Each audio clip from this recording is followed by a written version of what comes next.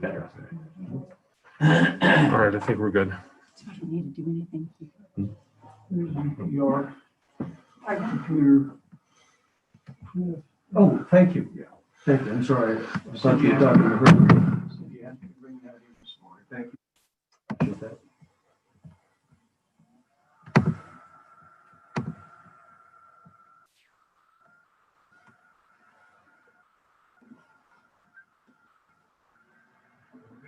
Our camera malfunctions, so we have a workaround.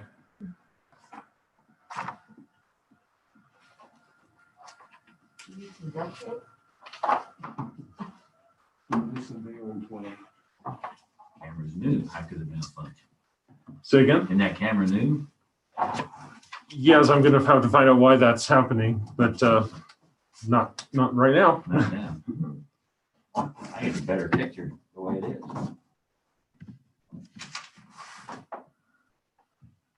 Actually. Okay. I don't know, I don't see it online. Really? I don't know. Custer County Emergency Meeting of the Board of Custer County. Board of Commissioners will come to order. Let the record show that today is January the 7th, 2021. The time is 9:00 a.m. I wonder if I could impose upon our friend, Mr. Smith, to lead us in the pledge of allegiance in celebration of you surviving your recent ordeal. I pledge allegiance to the flag of the United States of America and to the republic for which it stands, one nation under God, indivisible, with liberty and justice for all. Thank you, sir. Thank you for coming in on short notice. You're welcome. Yeah. I didn't make up Mr. for that. Goodbar back there? Madam There is. Clerk of the Board, would you call the roll, please? Commissioner Flower, Present. Commissioner Kanda, Here. Commissioner Prince, Here. Attorney Clint Smith, Present. and Clerk to the Board, Frank Camper present. Thank you, ma'am. Let the record show that Office of Emergency Management Manager Adrian Washington is present, as well as the Director of Public Health Agency, Cliff Brown. And Ms. Tina in the back, and also IT Director, Vernon Rock. So thank you all for coming in. We had a kind of an impromptu conversation yesterday, which I think led to, in my opinion, clearly the indication that we need to have better communication. I think we're all over the map. We've not done a great job of putting processes in place and policies and expectations and so on and so forth. So I took the liberty, and you certainly are welcome to use them. You don't have to. This does not have to be the format of today's meeting. We're here to discuss and consider what we need to do in light of being in this pandemic. So based on our conversations yesterday, I jotted down some things just for talking points. If you want to go through them, fine.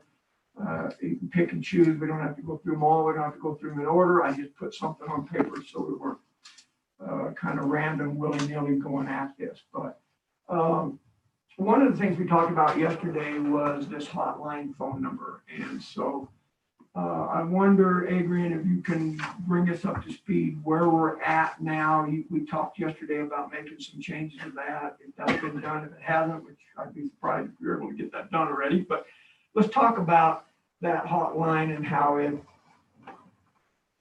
is designed to work. Okay, we have two systems for folks to call in on. I'm going to remove the mouse so I can not fog up. So we have two systems in place. Sir, Yes, you look different. You should. I Oh did. my gosh. I did. I look younger. Well, let us decide that. Yeah. I didn't interrupt you, but that was more important. Yes. Wow. Thank you for noticing. My wife will be proud. He is tall, but he's just a little shaver. Yes.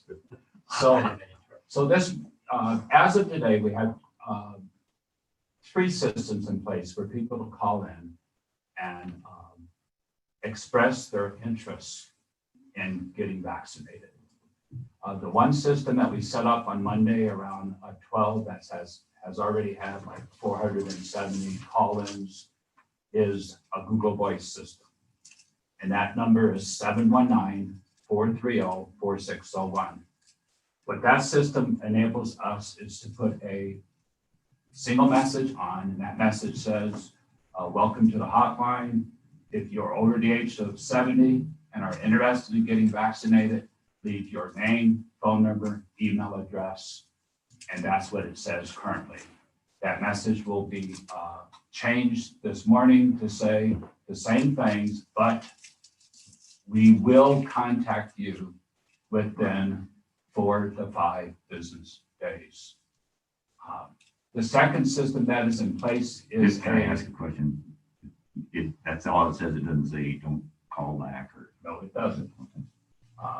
The second system that we have in place is a system that was placed. Vernon, I'll let you speak to that real quick on the county website.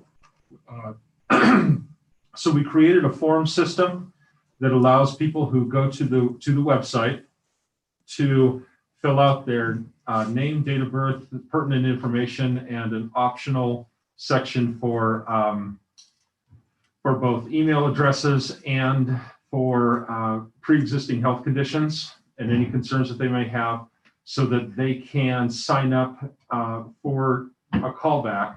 That data is then sent in a spreadsheet to the EOC every day, and in a nice CSV Excel spreadsheet format, so that they can proceed with the callbacks. Is that under the COVID-19 banner? It is on the COVID-19 banner, and it's also been posted to the web page as well, or excuse me, to the Facebook page.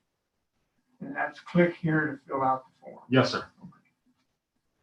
The third system is the regular telephone. When they call in the public health, if we have staff available, they will try to get their name, information, and then they send us a Excel file, and we download it into the master file, and we get people registered that way.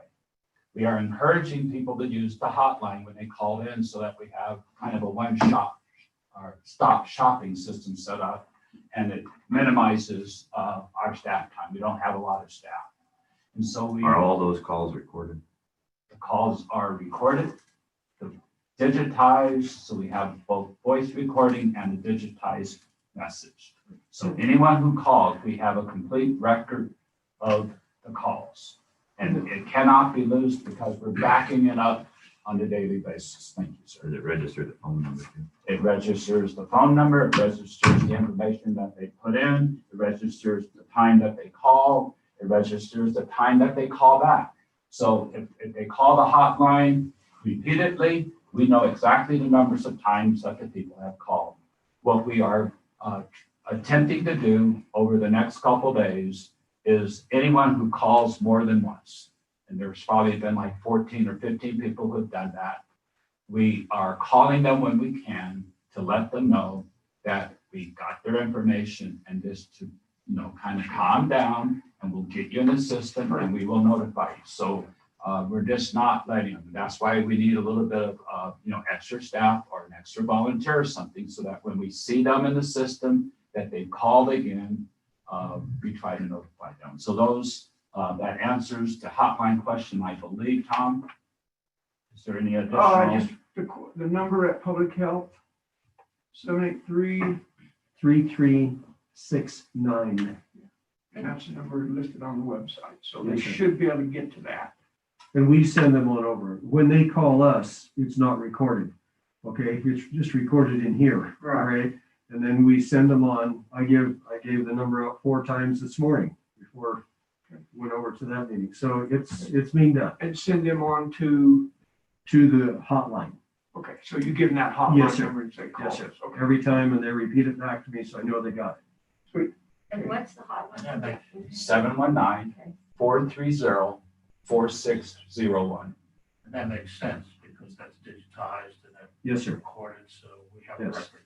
Exactly. So we have written and audio recording records. Now, one of the complications with the site, obviously, because we have, we're using smart technology. What they say and what gets recorded doesn't always line up. Tom, you saw it the other day. When you looked at one, Right. what they were saying wasn't Yeah. what was recorded. No, that's So right. It's- what we have to do, we have to listen to the recording. Sometimes to get the information off, we have to listen to that recording like 2 or 3 times to make sure the information is correct. But the best piece of information is the phone call. You call in, we get exactly that number, but what they speak and say sometimes is different from the numbers. So go ahead, sir. I thought Bill had a question. Yeah, I did. Just from a comfort point of view, I've been on the phone. I hate computers talking to me. Everybody does. And if it says, leave your name and number and we'll get back to you, and nobody does. Or actually in this case, it says, leave your name and number and we'll schedule.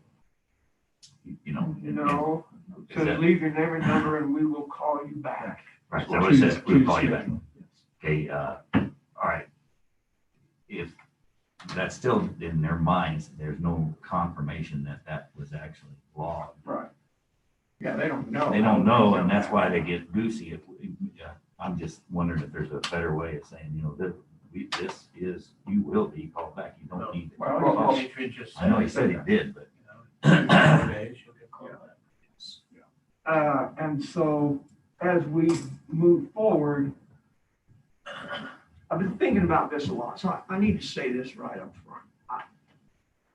I don't think, I certainly can speak for myself, this is not about micromanaging. I'm not interested in that. However, it is our job to manage both public health and OEM from a director standpoint. So I'm not necessarily wanting to get off into the weeds to micromanage, but I do think as board of directors, we need to understand what is going on. To me, there's a fine line in there, and I'm trying to tread on one side of that line. If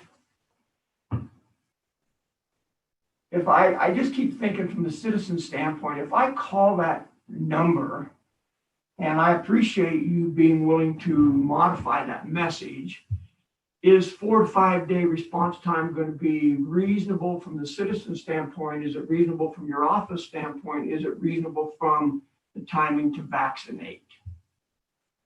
Our goal, obviously, would be to reply to people more immediately. It takes staff to be able to do that. So our goal, if it was a perfect world, would be to respond to people within 24 hours and let them know that their message has been received. But when you have 700 calls to make, that's a tremendous amount of calls. So if we want to be able to constantly update people, that is what we can do. But as we get into our scheduling phase, and we had to set up a system, so it took 3 days to get our system activated. We made 120 calls. So those 400 people, we've already reached 25% of them. Today, we'll reach another 200 people. So we will reach 75% of them. And that's where we have to stop because we have no more vaccine.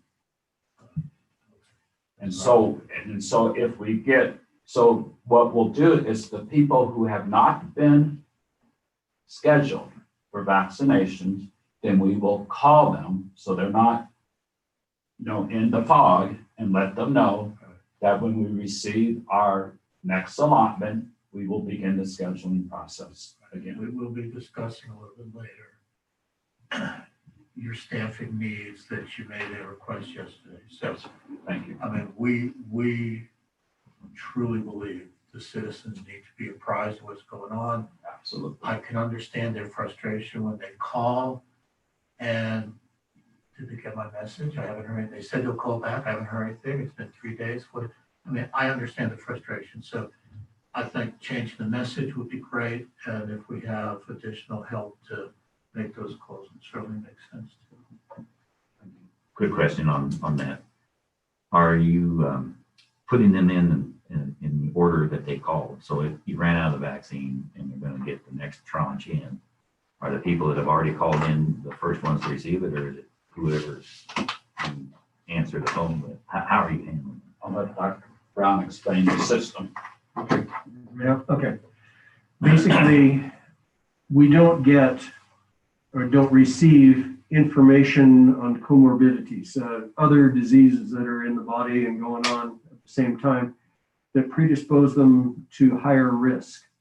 So we are asking as part of the form that people fill out, and then when we get to talk to them, when we phone them back, so to speak, when we get to talk to them, one of the questions that we are asking is, are there other things that are causing you significant concern that your doctors talk to you about, or that you're just aware of from the past, from an ongoing treatment management point of view?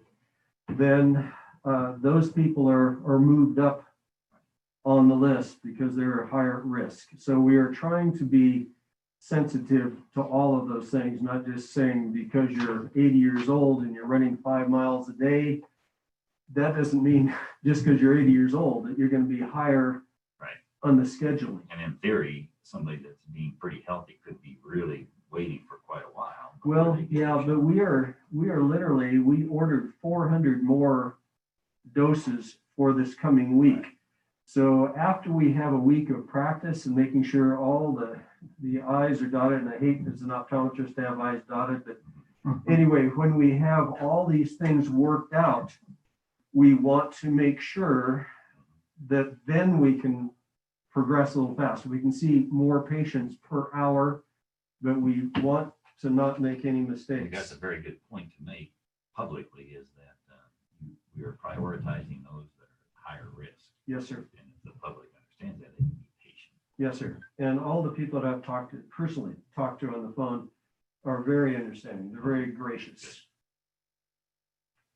Good, okay. Other questions about the hotline situation or where we're at? So how many people do you need to man a hotline? Well, Butch is doing most of that, but we keep responding to calls. We would love to have at least 2 more people, to volunteers, whatever, people that we can hire, whatever. I don't care, as long as we have the people there who understand what's going on and follow the very simple form, fill it out, and we can get people scheduled. So it would be very nice to have at least 4 more people to man those hotlines, so we can get more people taken care of every day, so people are not waiting as long. So these people you're speaking of, we're not talking about, you're not making reference to the people you need to man the vaccine clinic that's going to be at Lang. No. We have, if you want me to speak to that right now, I will. We have obligation as of yesterday afternoon from the state to provide us on our Monday, Tuesday, and Friday sessions with giving vaccines, a person who is qualified, certified, and so on to give the vaccine. So we'll have 1 person there. We have had 3 people given, as far as their names are given to me by EMS this morning, who are qualified also. And they are ready and willing to go. And I got yet another phone call this morning that we will be vetting. And we have to check these people out, make sure that everything is on the up and up. But this one particular person is very well trained in public health and can help us. And I told her, man, we can use you, and we will use you. I promise. You'll be tired by the end of the day. Not retired, but tired. How many people do you think, vaccinators, you would need?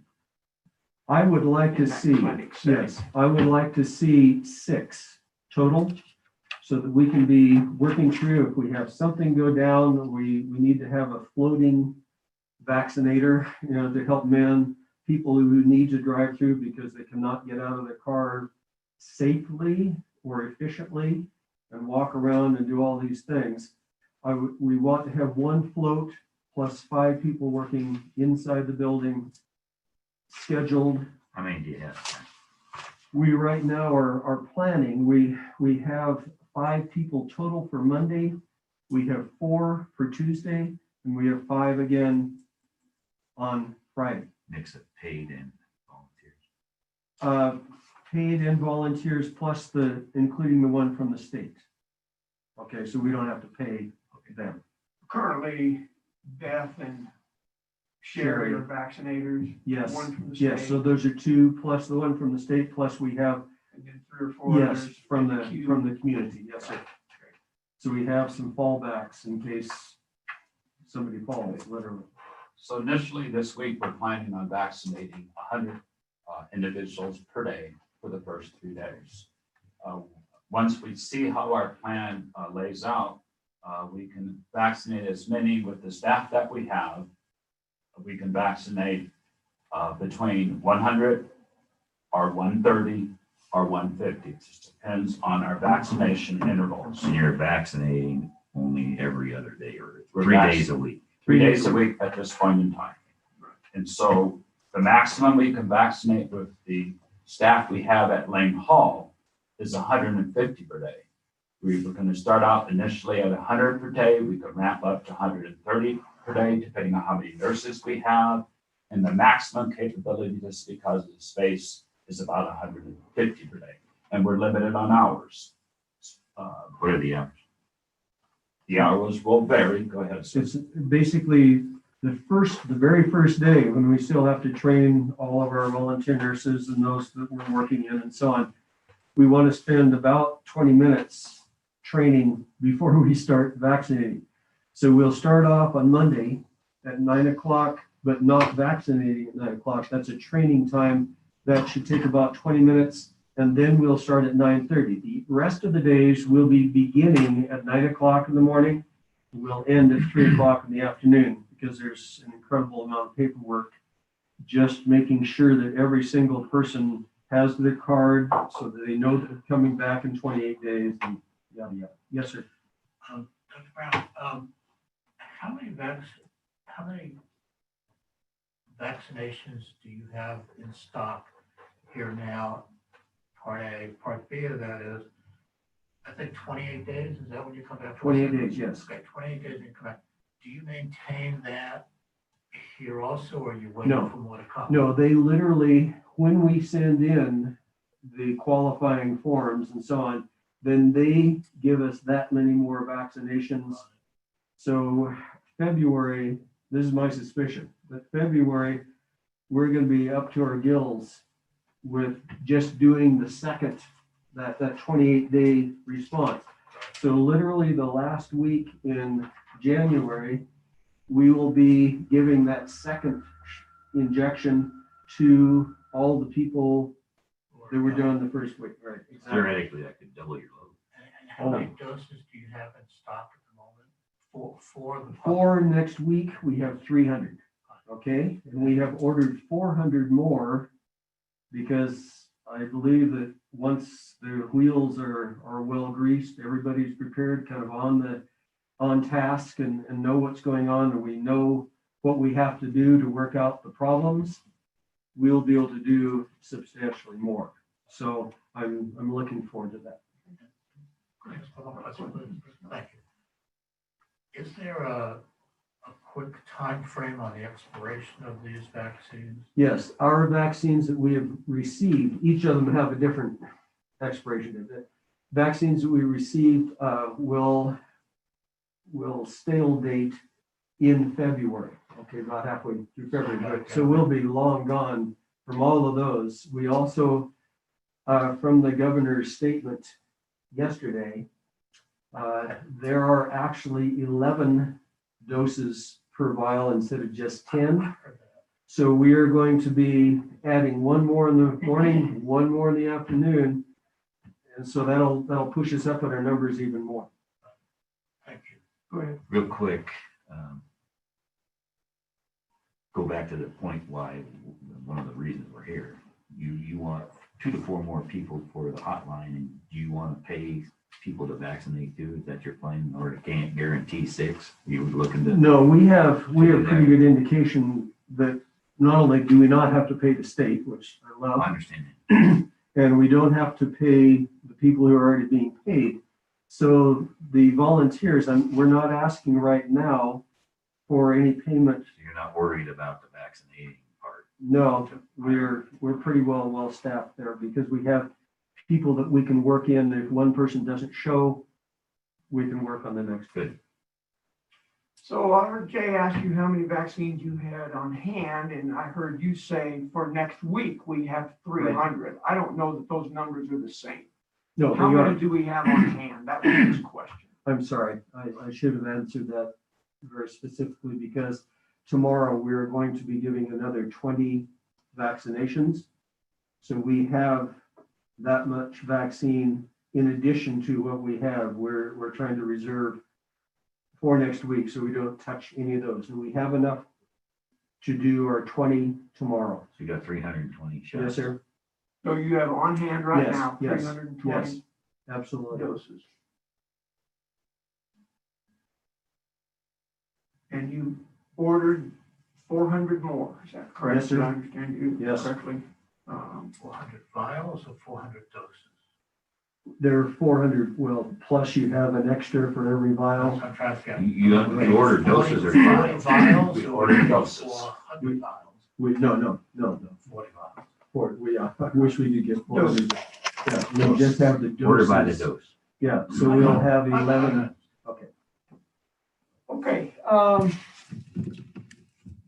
let's talk about the website a little bit. We had that conversation partially yesterday. I see that Vernon has made some changes. I think that's a lot better to see where, here's the press releases. I'm on that COVID-19 information right now. The banner says, click here for the latest updates and press releases. So the updates are burning in the white boxes. Is that what we consider the updates? I'm sorry. Can you say that again? Yeah. So when I go to that website, it says, click here for the latest Custer updates and press releases. And then below that is that box of Custer County Daily Count. Is Yes. that the updates? Is that what that means? Or is there other stuff? I mean, obviously the state updates are on there, The state updates are below that. right? The black and white box are the daily updates that I get from the EOC and Dr. Brown. Okay. And then, and oftentimes those updates are reflected, sorry, I'm getting an echo here. Oftentimes those updates are reflected in the press releases as well. Okay. So that's the catch-all for the press releases and the data that has been released by CCPHA. Okay. So when I click on that pink colored label that says click here for the latest updates and press releases, today that takes right to a press release. Yes, sir. And that's the intent. That was the last press release that I received.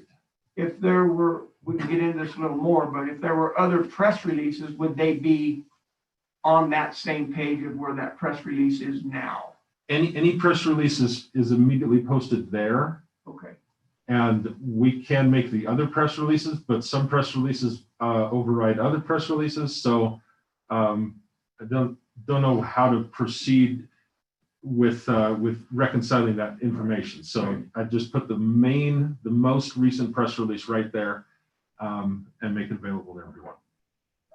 Let's assume that Public Health came out with a press release and the fire department came out with a press release the same day that they wanted on our county website, or the sheriff for his fire ban press release. Would those be listed under the press releases column on the left? The press releases that we're referring to on this page strictly relate to COVID. Okay. The press releases, sometimes the press releases for the commissioners, there's a press release page on their page. The sheriff actually has his own website that he manages, so he does his press releases there. So these press releases strictly due to COVID, Yes, sir. pertaining to COVID. On that page, yes, Okay. absolutely You everything. want other press releases for the county, go back to the county homepage. Yes, sir. Thank you. Yeah. So I see just one quick one on the press release. they're lined up by date. Looks like the oldest one you see first, is that right? Am I reading this right? I need to see where you're at. I'm in here, it says press releases, and they're just lined up. Travel guides, Travel guide, color coded restrictions, Yeah. a bunch of stuff you do, it's not relevant. but those aren't by date. No, those aren't, but Those are- actually, we did put the most recent, Where are where's the latest? the latest press releases right here. Going to be up here. Just a little more. Right there. Okay, see, when I hit press release, it went down there. Well, that's a menu option. That's like an index tab. Okay. It'll take you to the press So if we releases. click here. then That's it the should pull up. latest press Okay. release right there. All right. It kind of summarizes the public, how to get to these. Yeah, it's a good idea. So, Fine, yeah, it's a great point. So there's been a little bit of confusion. I had a couple phone calls saying, hell, I can't even find the county website. I know, that's good, got me too. They said, where are these? Right. There's nothing on any website, I don't know what meetings are, the press release. So we gotta go clear back to the beginning, really. I mean, I don't know that we need to do it today necessarily, but the county website is custercounty-co.gov. Yes, sir. Until we get that message out very clear and plain, we're gonna continue to get phone calls saying, I can't even find your agendas. Don't know where the website is. We changed it 8 months ago, 6 months ago, 8 months ago. 8 months ago. 9. And so we're still fighting that Custer County Right. -CO. And you will, but the old website will update to the new website, even if you put the wrong. For a while, is that gonna switch after a while? We No, gotta I'll knock just that keep off. it up as long as there's a website, Get we'll them to go direct right to the way. new one. As long as there's a live person in Custer County. That's we right. don't have to leave it. That's right. But yeah, okay, good point. And then at the top of the homepage for Custer County are 5 banners across there in blue: home, elected officials, departments, resources, and COVID-19. If you click on COVID-19, it takes you to that embedded web pages dealing with COVID-19 specifically. Yes, sir. Would it be appropriate then maybe on a recorded line, whenever somebody phones in, to have some of that information given, like the website, so that you don't have to answer again and again? It might be. I guess that's an Adrian call. He That's your call. recorded his voice on that Google call. What do you think, Adrian? Just say, or visit Custer County. custercounty-co.gov for more COVID. Yes. I don't know. For the latest. Or Again, something like that's a that. great suggestion.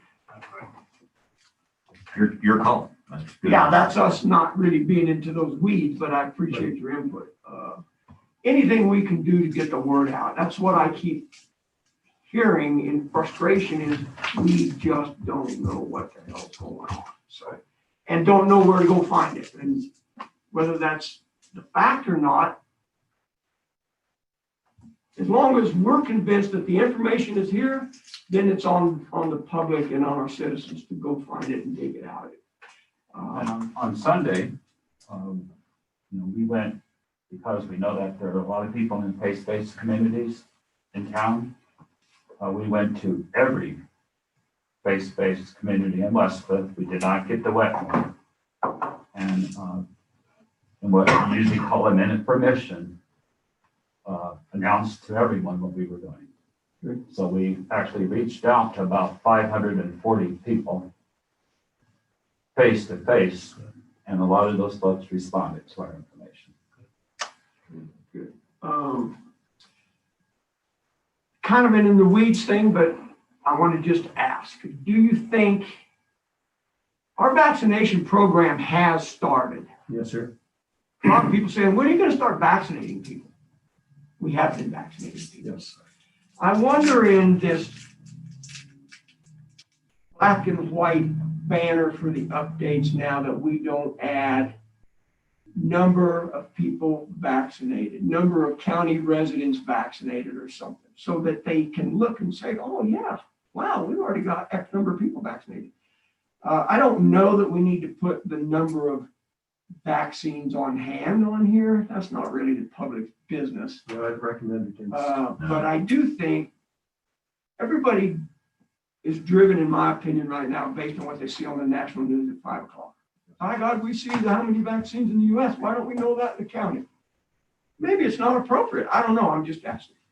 To that point, reminded me, not just county residents get vaccinated.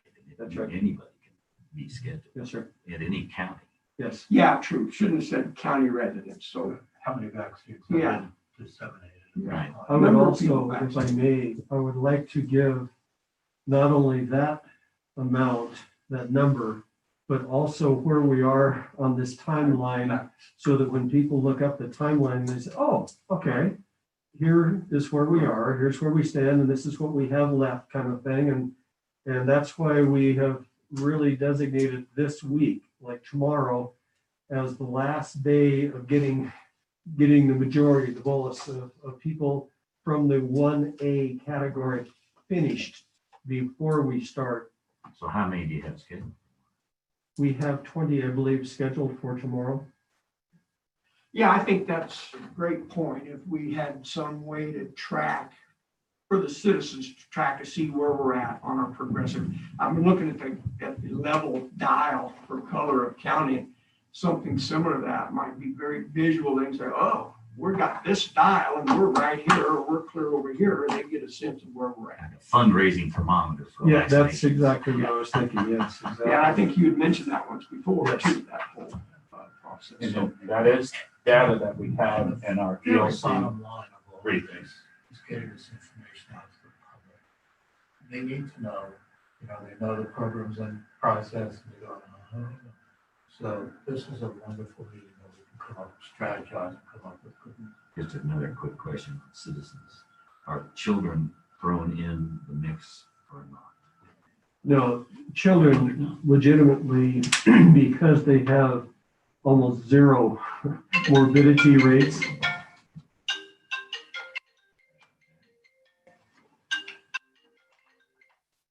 Can you hit the trash can again? You know, he Uh, broke his last. Yeah, since children are really not at risk, I mean, effectively not at risk, the kids are really not at this time being scheduled. Right. Okay, and they will not be being scheduled below a certain age anyway, below 10 years You've of been age. getting questions regarding. That's right. So we have the questions, and the only exception that I would give, a mother phoned me, and she has a disabled child who is about 500 times more likely to have problems if he were to contract the COVID virus.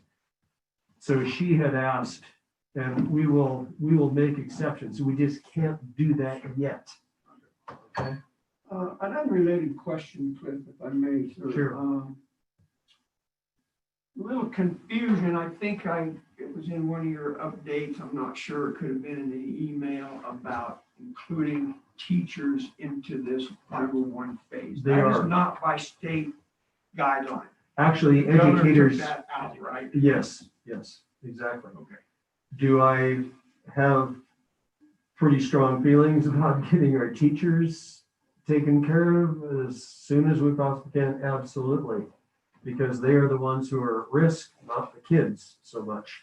So once we take care of our teachers, I think we have a much better chance of not having a lot of problems shutting down school classrooms. So even though the governor took those teachers out of that phase, you believe in our county, we need to include And we have that those are my option to do feelings. that. We do have an option to do that, exactly. So we will be doing that as quickly as we possibly can. So they're included in the phase, 1B, phase, 1B, 1B, 1B, not 1A. right? You're about done with 1A, are you not? We are, as of tomorrow, effectively, except for a few stragglers, and I need to, And for the public, 1A, and if you want to say, first responders, police officers, the folks that have to be on the front line in case of a disaster, that's the 1A group. And Yeah. extremely high risk. extremely, because they are, for an extended period of time in a very closed-in space, like the guys in the ambulance is the easiest example I can give you. They're a very small space, they're right there, and it may be an hour worth of exposure for that time. So masking is great, we got to keep doing that. but we need to cut down to give them the best chance possible. Valley Assisted Living was 1A. Yes, and And they their are employees. done. Yes, sir. So, yeah, it wasn't just frontline workers. Yes, sir. 1A. Okay. Yes, sir. All right, very good. Anything else on the website while we're here? I have a quick question, Vernon. You have a counter on the COVID website? The what? A counter? Yes, there's a counter. Okay. Do we have that on the county website homepage? Yes, we do. Thank Let me take a look and see what it's at right 161 now. on COVID. Do you guys feel like we should put the number of people vaccinated on that banner? I think it will show the public that we are diligently vaccinating people. I personally would feel comfort knowing, well, they've already got 1,700 people or 2,500 people. So I like the idea. I don't want them to think that we're a podunk little county out of nowhere and we're not doing our deal. So I like the idea. I agree. I do too. I think it helps with the transparency issue. I would like to see that reported in the daily briefing, which is where he's going to get his information, right? Right. Unless, of course, you provide that separately, but No. same. Yeah, we do, and we update it today because we started back, so we are reporting that information at, but I would suggest that we report once a day or update the main site. Yeah, let's Once go a ahead and day. have that conversation. That came up yesterday. I think it was in here somewhere, but let's just address it. I think it's appropriate. So I think Vernon has, I'm not trying to put words in his mouth and overstate it, but I think he has experienced some frustration trying to do his job the best he can.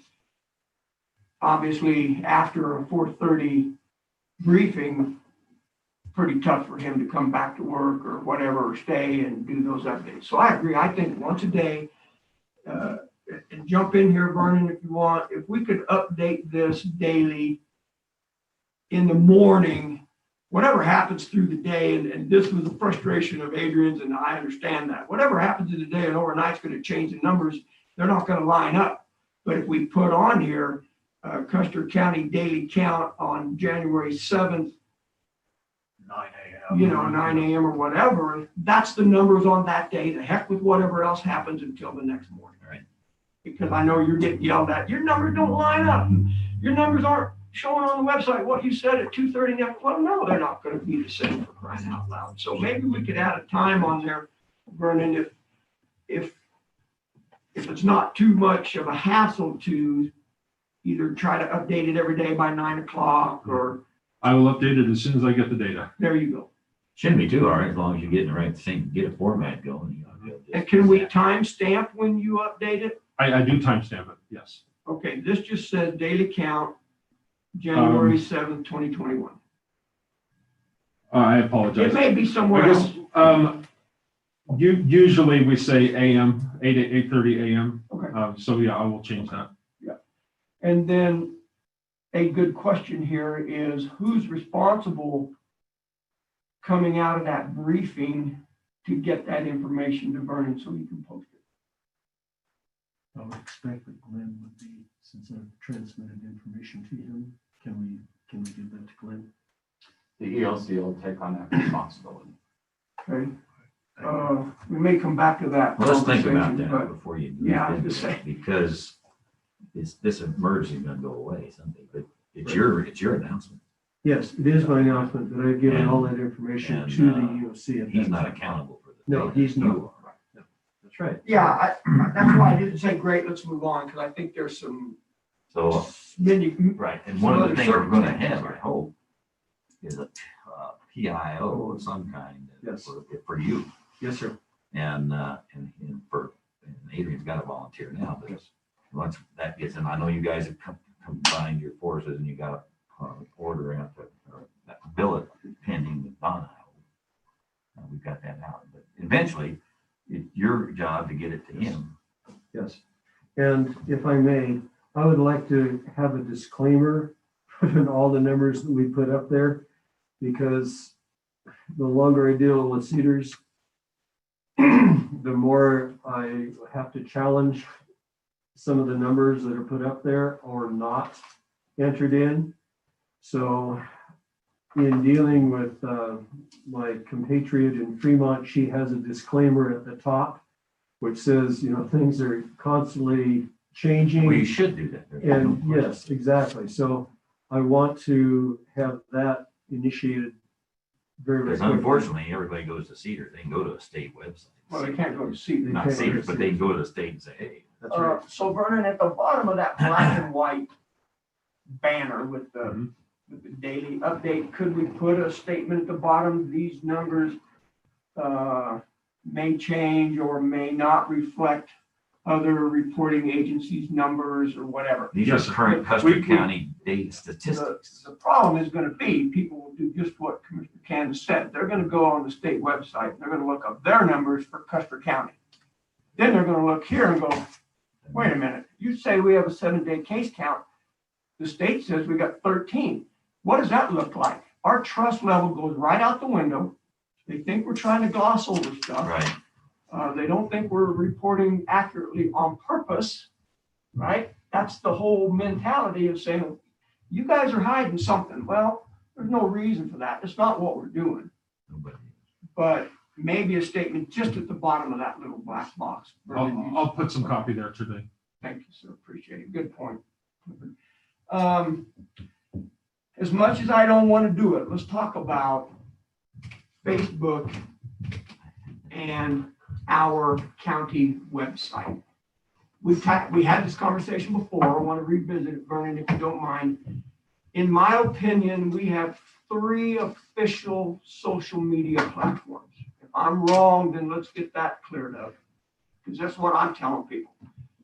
We've already agreed, I think we may have voted on it, actually, Mhm. that the #1 official website or site, doesn't matter, is the Custer County website, custercounty-co.gov. Yes, sir. I will always defer to that. In an argument, or not an argument, but in a conversation of trying to get somebody to understand what the hell is going on, you go to that website. I don't care what you read anywhere else. If you want the facts, you start there. Whether you like it or not, whether you use it a lot or not, I don't care. That's where the county's going to post its facts. That's my perspective. If that's not right, then let's have that conversation. Second to that, then, I believe we have a public health Facebook page, Yes, sir. and we have an OEM Facebook page. Does the county have any other Facebook pages that we're responsible for? The sheriff has a Facebook page that Okay, he runs. all right. Any others besides those 3? No, those are the only 3 that are county controlled. Perfect. I kind of keep forgetting the sheriff. We talked about that once before, but I get wrapped up into this whole COVID thing and I don't think about the sheriff. Well, the sheriff does his own thing with that. We really don't There dictate, shouldn't be you know, any- put this on your website, Right. don't put it on. So I think, Just you those know, 3. really the sheriff does his thing. Right.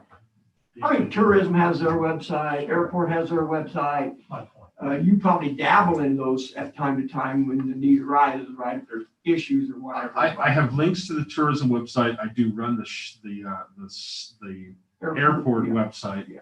Yes. So, but as far as distributing official county stuff pertaining to COVID, it's 3 websites. Yes, sir. OEM, Public Health, the county website. Okay. Other things that we need to talk about that. I'm not a Facebook user, and thank God I'm still able to publicly admit that. I wouldn't know other than to go to a web browser and type in Facebook and put in Custer County OEM. I wouldn't have a clue how to get to that site. Is that reasonable to tell people? You just have to go to Facebook and you type in OEM or Public Health for Custer County? When you type in the search for Custer County Public Health, our Facebook page pops up in the search engine. The same thing with OEM. There are other Custer counties, and Right. you need to differentiate Custer County, Colorado. But Okay, Let me clarify it. Mhm. OEM aren't they linked in on our current Custer County official website? Yes, we have an OEM page, yes. Now, everything OEM does should be posted there, just like the health department. That's under the department's Right. banner. And so the Facebook page is totally separate, but with the same information. Is that what's going on? Well, the issue that we run into is that web pages are very static. And so changing them on a daily basis is another level of responsibility. So Adrian and Jordan have been updating the OEM Facebook pages because that information changes fairly quickly. The web page is not updated in that way Well, I'm trying to because get- there's not incidents going on with that fall into that I'm trying to category. get to the point, is Facebook have the same official data as the Custer County OEM webpage? I think that's too much. in I my do too, opinion. I was wondering What what, I prefer to see is on the top of each Facebook page, you know, the official data can be found at Right. custercounty-code.gov might be more inclusive. and direct people to where the latest information is, Yeah. because these gentlemen. Because they're not gonna be updating They don't Facebook. need to be updating that That's Facebook correct. page That's why I every was day. asking the question. Well, I think the problem with that though is, and Vern and I've had this conversation, is people will go to Facebook first. And That's that, where they're gonna go to. so you asked, so if we can back up just one moment, we had this conversation, but just to reiterate it publicly, the COVID-19 page, since I put a counter on there about 3.5 weeks ago, has received 1,600 visits. The Facebook page, a single post reaches 1,600 people inside of 2 days. So just the sheer numbers show that data is disseminated through Facebook much faster than the website. However, I do feel strongly that we need to make certain that our data match. So we update, as I said, I update the county Facebook, or excuse me, the county public health or COVID-19 page daily, multiple times a day. And then I take that data and reflect it directly into Facebook so that everything is cohesive. We can't put, for instance, they'll put out Adrian will put out a road condition notification. That really doesn't go on the county website. That is specifically a Facebook deal that disseminates quickly and changes quickly. Got it.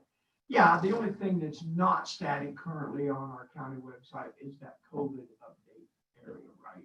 Pretty much. And press releases, but I mean, it 2 or 3 times a day, nothing's gonna change on that website typically, Yes. other than the updates. Okay, let's move on, unless somebody else, any other question about that? I just put a note, last night, Dr. Brown, this number 3 or 4 is in response to your latest update. Why did you start changing the 2-week positivity and the 2-week cumulative numbers to a color instead of a number? Because even though we have a number, if you deal with the cumulative, that is exactly what's reported. So if most people don't have access to Cedars, okay? But if somebody has access to Cedars, that's exactly what is reported. Like they give, for instance, you have had less than 8 new cases reported or something like this, and then they give it into the green. So it does not give the exact number, but elsewhere I am giving the exact number of new positive cases. So that the numbers that, for instance, for the last 7 days, we've had 3. And so we are in green. So I wanted people to understand that we have on the colored dial, since everybody wants to refer to that dial, on the colored dial, we are in the top category. We're in green right now, and we have been for the last. So in theory, I think I caught that when I saw you putting it. In theory, that would be associated with the color dial of green, and if we wanted to move the county to green and That's right. maintained it long enough, That's right. we could be. So people understand that we're in the good And if we category. keep it up, then why Yes. can't we do that? That's an issue for the Board of Right. Health at some point. And I do publish every day the number of cases that we've had in the last 7 days. Okay, so here's my perspective, with all respect. I'm not interested in your opinion of whether we're in green or not. That's not what you're paid to do. You're paid to give us the positivity numbers in a percentile on 2-week cumulative and 2-week positivity, And I right? try to do that. I haven't seen it from yesterday, so Okay. if you're posting it somewhere else, I didn't get that. Well, I don't see the posts, quite frankly. I don't do Facebook. No, I mean, the stuff you're sending to us. You sent the positivity rates. No, we did Sounds like- not. Who did you send? 2-week positivity is green. Well, But there's no 2-week positivity listed under green. So, and the up- Are you 2-week sending it cumulative in a incident text or are you was sending it green. in a email? I just believe that should be reported by the positivity percentile. I didn't see that, Tom. Where did you pick that?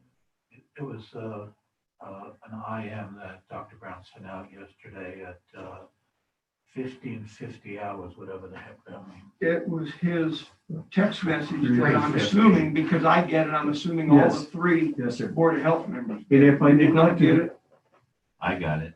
if I neglected to put in Oh, yeah. 3.3, there You- has been no That's right. You change. did not do that. Okay. I didn't even pick. Okay. I didn't see it.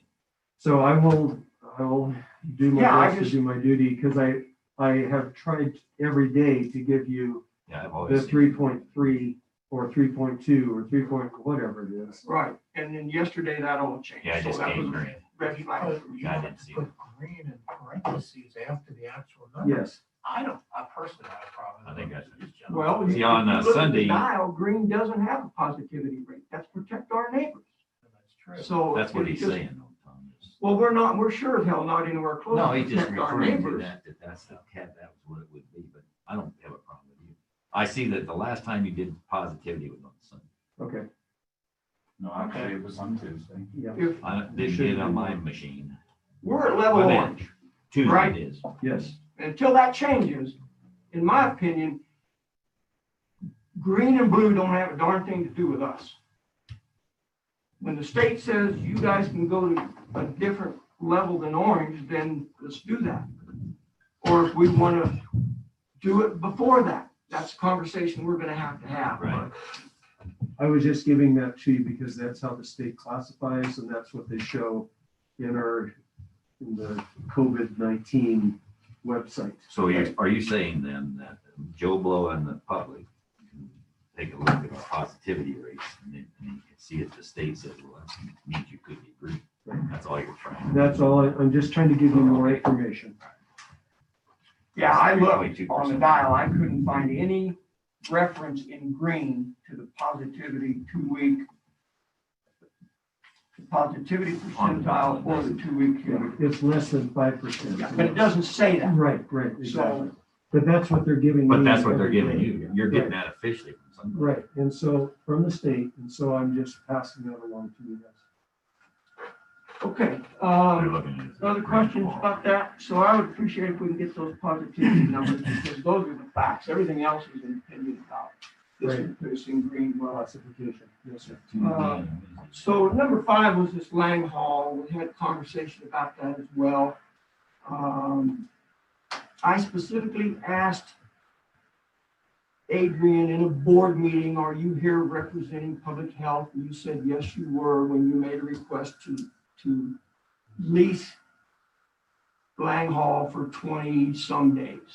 And in a subsequent conversation, I think Dr. Brown indicated he didn't have any idea you were coming to the board to make that request.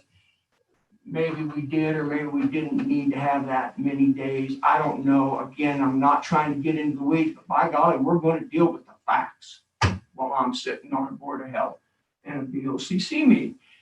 If it's a miscommunication, that's what we're here for. Let's get this all cleaned up. I don't know that the check's been sent already to Lang Hall or to the Lutheran Church. Don't know where we're at that. Didn't look into that. Do we need Lang Hall rented, in your opinion, Dr. Brown, for the 20-some days? I think it was 20 days, including some in February, plus another Saturday. If you do, that's fine. I don't care. Doesn't matter to me. We're going to do what we got to do.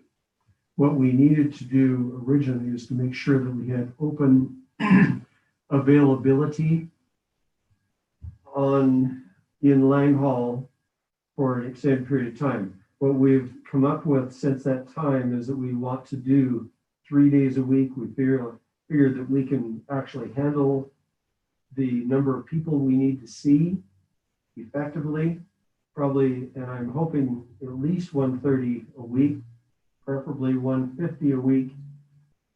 And we can do that in 3 days.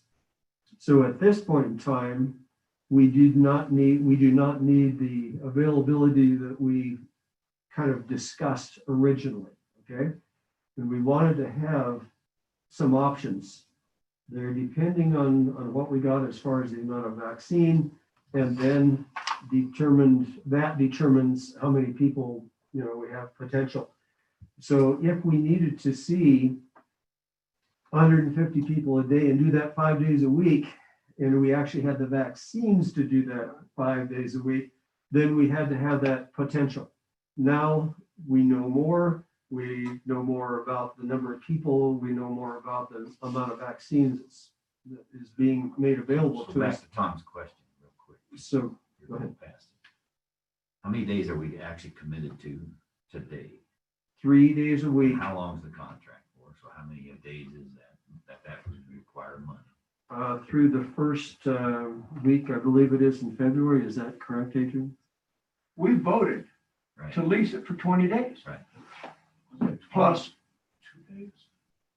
plus that extra Saturday. Right. I pulled the contract up. I mean, we've all, no, you don't have it, but, I remember. oh, wait. I read it.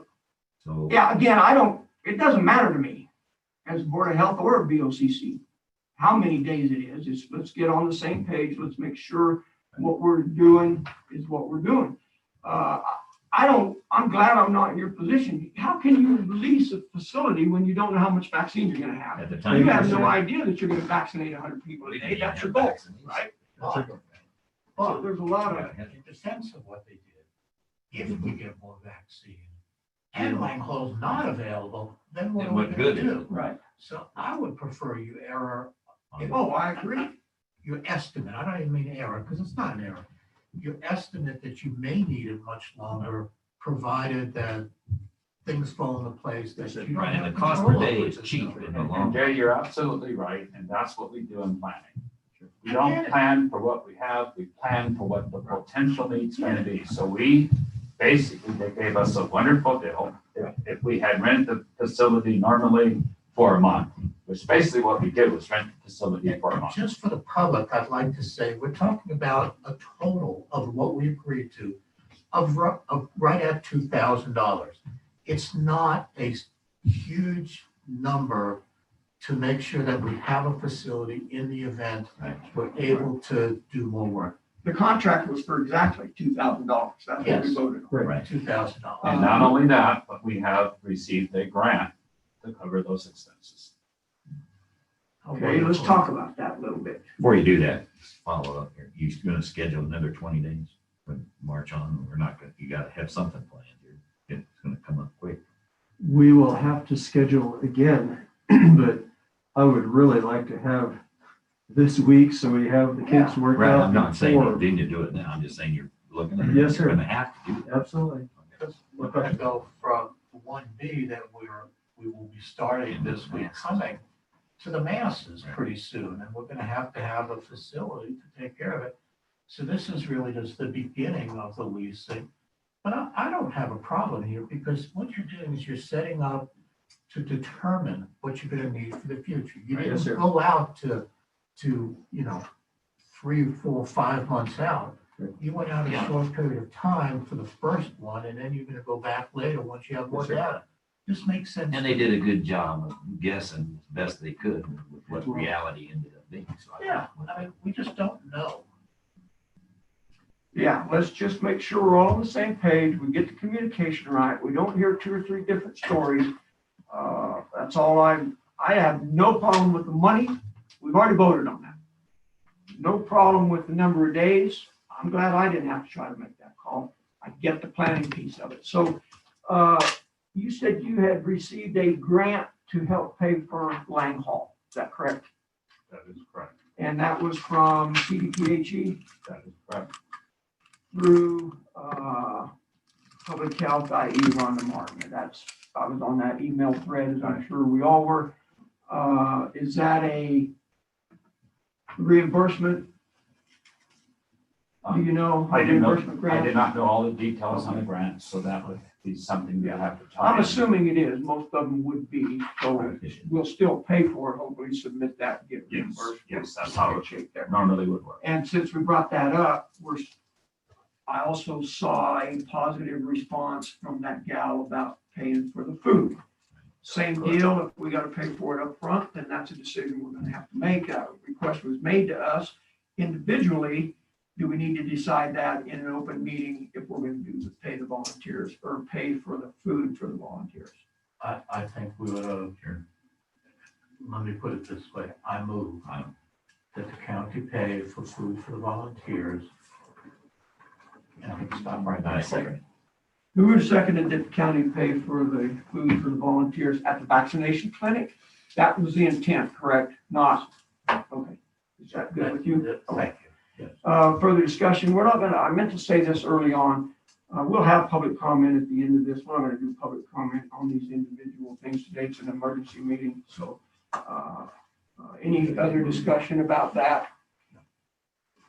And then the only other question I would have, and we really do need to keep asking ourselves this question, where's that money coming from? I've got a suggestion, but I'd rather hear from you guys before I throw mine out there. If you have anything General fund. about that. Could be, Reimbursement. I'm trying to think about funds with, I mean, you just hit me cold on that, and I really can't think of anything other than well, general funds, since the anticipation is we're gonna be reimbursed, we just reimburse. the Right. general And fund. we can deal with it or not. You know, it's not part of the motion, but. right, I mean, get it, yeah, it's just discussion. I had thought about getting into community outreach funds from the commissioners, Doesn't make sense. but I'm not sure we can reimburse that account either. Yeah, but that doesn't make sense anyway. Community outreach is to help Build the economy. organizations that need Right. some help with whatever.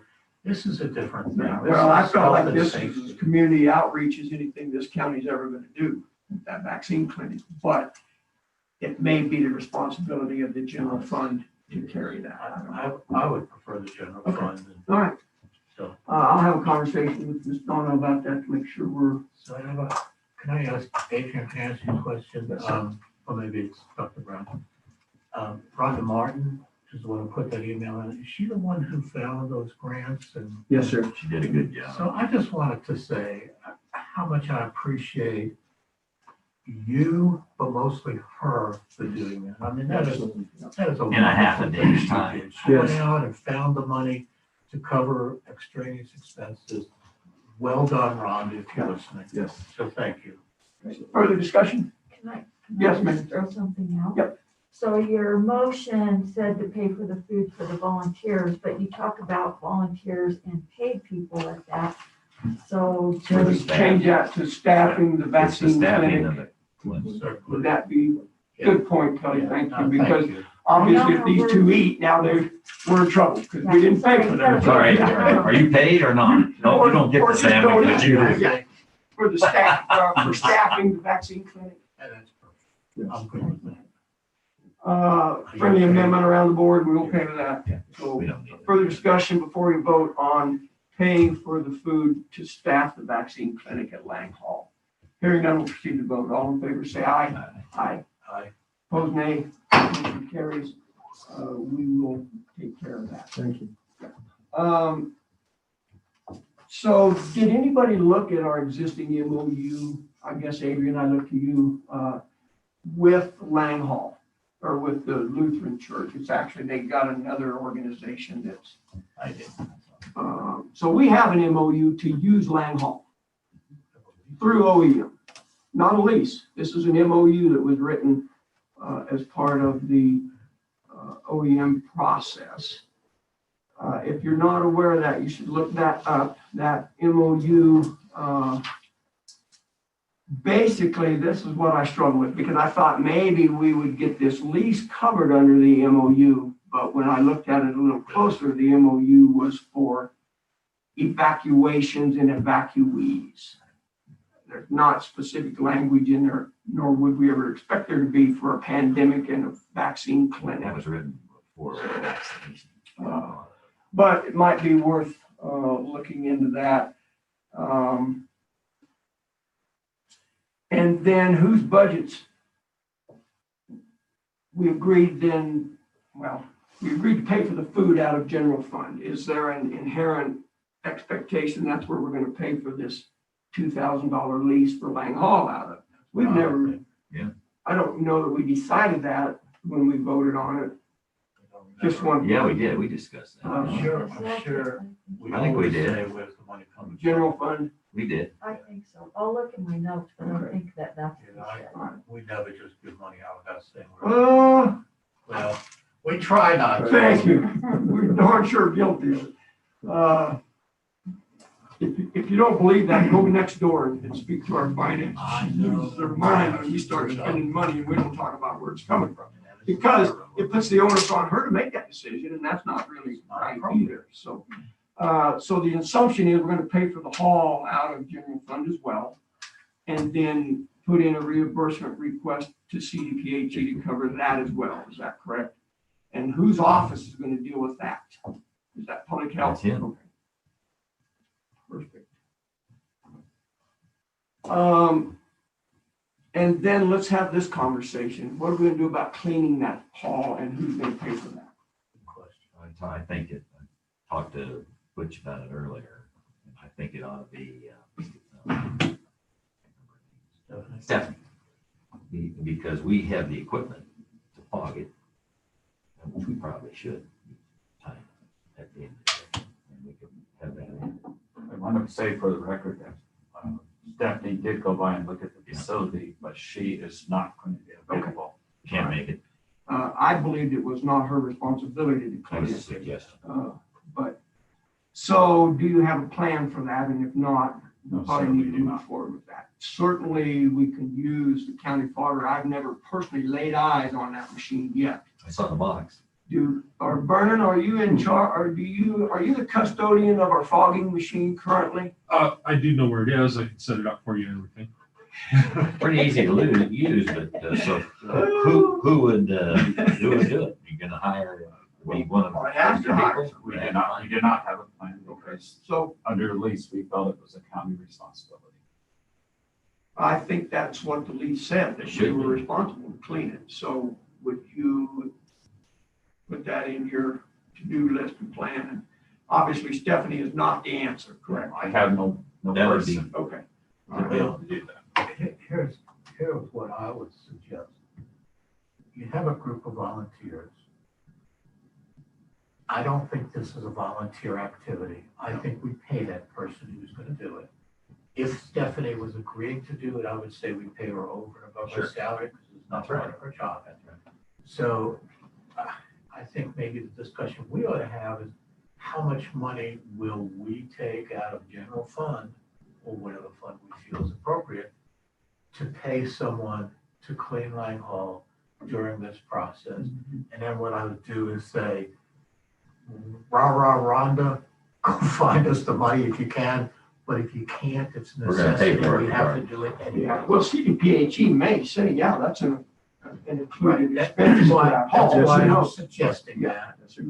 But I mean, I personally don't feel that we should find a person to clean it. Right. I prefer you find the person to clean it and let us tell you. I mean, And there's lots of, you there's know, several cleaning So organization companies in it. what do you think? I mean, if it's a contract outsider who comes in and does the cleaning, they're gonna tell us how much it is. If we hire an individual, what do you think's a fair rate? $15 an hour, $25 an hour? I don't know. I'm just throwing numbers out.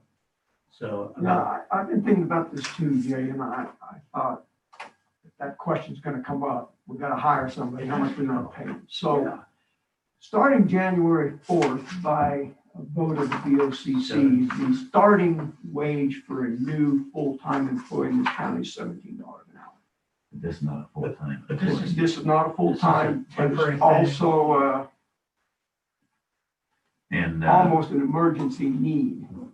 Absolutely. But agree. it So- depends on what cleaning means too. I know that normal cleaning organizations are charging about $25 an hour. They're going through cleaning toilets, cleaning everything, sweeping floors. They're not fogging. And I'm agreeing with you, Bill, but I really think Dr. Brown's organization ought to say, this is what we need for you to do to clean this according to, Right. Whatever you standard. know, the standards that are necessary to do what we're doing. That's right. And in my opinion, the only reason we're involved is because this is an unbudgeted item. We're paying for it. So we're gonna have to come through somewhere to get it. Get some answers and tell us what. Can I get 3 bids and get back to you? You know, I don't even, I don't think it has to be I think it has to bids be either. that, You just go and really. get somebody that's online. This But has If to they be. find someone you're comfortable with who's gonna do the job, do it professionally, Yeah. to the standards that you set. Right. I think you come to us and say, this is the company I wanna hire, and here's what it's gonna cost. And if Rhonda, and I mean that, when I say that, I mean that, I'm so happy with her for what she has done. If Rhonda can add this to the PAG, I'm sorry, I screwed it up. No problem. If CCPH. she can, that's wonderful, but if she can't, it's an emergency, we have no choice. Come to us in a board It's of 5 p.m. commissioners. Okay, We're the we'll ones. do that. And I'll submit it to you guys so that you can respond or whatever until they go back and try again, if necessary. Yeah. So I'll try to get that to you as quickly as I possibly can. Just get to you know, and I think as Board of Health and or Board of Commissioners, it'd be nice for us to know kind of what your matrix of that cleaning is going to be. Because somebody's gonna ask us, I guarantee, hey, are you guys fogging that? I don't know. Well, maybe we should know. So, yeah, that's just an FYI to us, Right, but it's right. your Make decision. your standards. Exactly, so, yeah. Okay. So let's go down to number 6, which was one of the things that prompted this meeting was a request from OEM to hire some paid staff to get us through this time, whether that's vaccine, whether that's in these offices. I don't know what that looks like, but I think we ought to have that conversation. How many people, how long you think we're gonna need them? What wage should we pay? Who's gonna pick them? And then again, that proverbial, where's that money gonna come from? All we heard of is the hotline. You've got some ideas for your government bureaucracy. I think we're talking hotline folks. Is Well, it was more than really hotline. at I this thought it point? I thought We're it not was filling talking out the about paperwork. nurses, we're not No, talking about, There was some computer operators they needed to do the paperwork submittals. Is that what it is partly or not? Or is it just hotline? Because I heard both. It's actually even more than that. It's to build an organizational structure that will take the hotline information, the county information, put it into a database, make the phone calls, verify that the calls have been made, talk to the individuals, and start all over again the next time we go around. so can I just sum that up as clerical assistance? That is correct. As opposed to professionals, we're not getting shots and stuff. That's correct. And is that through OEM? In our relationship, the purpose of the EOC, I don't want to use the term OEM, but the function of the EOC under unified command is to support public health in its role of vaccinating the citizens of Custer County. So in our support role, we don't have a huge staff. And we identified, like let me just kind of tell you where we are and how we got here. So the governor on Wednesday, the Wednesday before New Year's, made a change. We had to react to that change. We built a system on Thursday, Friday, and Saturday to get information out to the public so that they would be able to express their desire to be vaccinated or not vaccinated. We built that system in a matter of a couple of days. We're cleaning up the clinks in it. That data that when people call in has to be put in a data form so that it becomes useful information. We fortunately have another very good volunteer who took on that task for us. who came to us on Monday and we put them right to work. But that data has to then be processed, checked. Then it transfers into another program that Gwen and one of the county departments developed for us, and that's the program that we use for scheduling. So that when we call a person, it not only schedules them for their initial appointment, it schedules them for their 28-day later appointment. All of that system takes time to put the information in. No other county had a system that we could borrow. And so what we need, what we need in terms of support, we've identified 4 positions that would make it work smoothly. It doesn't mean we eliminate all the volunteers, but it means we have dedicated people who can be properly trained to make this system work. It's the same 4 he's been required. That is correct. The So same you're talking about full-time? For the duration of the for the vaccination duration of program. the vaccination program, they would have to be full-time because they would need to be able to be trained, and then they would be taking over the functionality of that system that we developed. And let me make sure, I understand that. You don't need any other administrative help to enter database and get the data to the state that's required. The day's worth of bureaucracy you were talking about after every day of vaccination.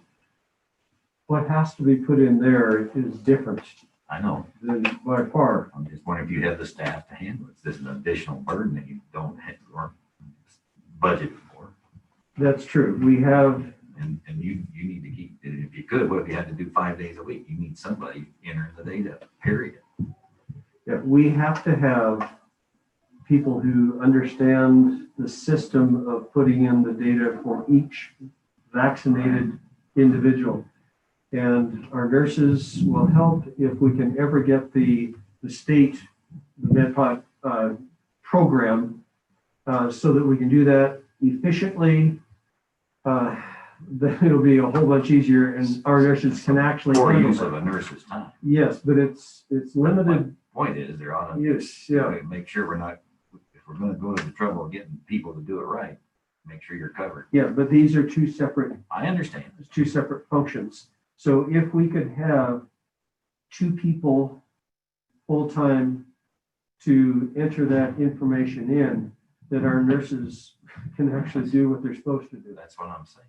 Yes, sir. Not just hotline stuff. Yes, exactly. So Adrian, do you have a thought or a plan on how to fill those positions, assuming, we agree to it and we authorize funding for it? Well, if you were to agree to it, the quickest mechanism would be to go to a temp agency of some sort. Because, so that would be one alternative. The second alternative would be to a rapid hiring process. There are capable volunteers who might apply for a short-term full-time position. So we could put that information on as well and see what kind of response that we get. What is important as in the position description is that they have to have more than just basic computer skills. They have to be very comfortable doing data entry and being able to manipulate the data. And so I always, You have a feel for the cost of that? if you, not $18 to $20 an hour is the rate. I heard you say the county rate was 17. So we need to look at that. But so let me answer your question. Please do. So if you approve 4 employees, I would like to get together with my team, develop quickly, and we can do that today, kind of a job description. One of those volunteers, of course, would be the coordinator for the volunteers so that they have a point person to go to. Span of control is very important. What Dr. Brown, what's important for us, we have to look down the road and we're burning out. And if one of us go down, then you create a bigger problem. So that takes care of that.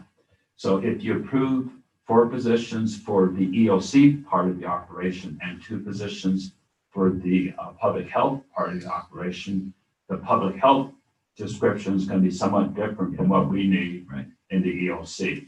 So there has to be a position description developed for the public health role and a position description developed for the EOC function that supports public health. And we always cross-train our employees. So we would try to train our employees. So if we need to step in to help the public health function, they'll be able to do that. If they need to step in and help us, because we anticipate that when we go into phase 2 and phase 3, We have a lot more. it's going to be a whole lot more work, and we want to be prepared. We don't want to be caught off guard, and that's what planning does.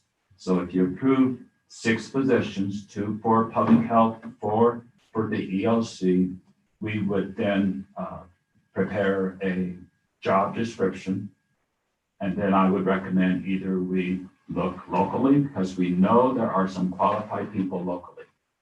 So I would suggest that we look locally, but on the other hand, we also would suggest maybe that we look at a temp agency. I don't know if we have temp agencies to see what our capability here in No, Custer absolutely County no. is. See, We'd have to go to public comment. that's right. And in my mind, I would rather see you go to the temp thing, because those are people that have already been trained on doing exactly what you're gonna do. Want to stand them up. But it may be more costly. Well, that's why, Well, it may not be available. It may not, only that's drive right. 60 miles. that's right, or whatever. That's exactly right. And one of the things is that we don't have, there's nobody right now who really knows how to fill out the public health side. You have to train teach that it. We part. have to teach Sure. all those people. So Understand that. there is nobody who's really trained to do that because it has not been done. I understand. So the thing I would request is kind of like Lang Hall, we're anticipating what we might need. And we're anticipating that we might need 6 people, but we may find down the road, we really could do with considerably less than that, or even maybe more.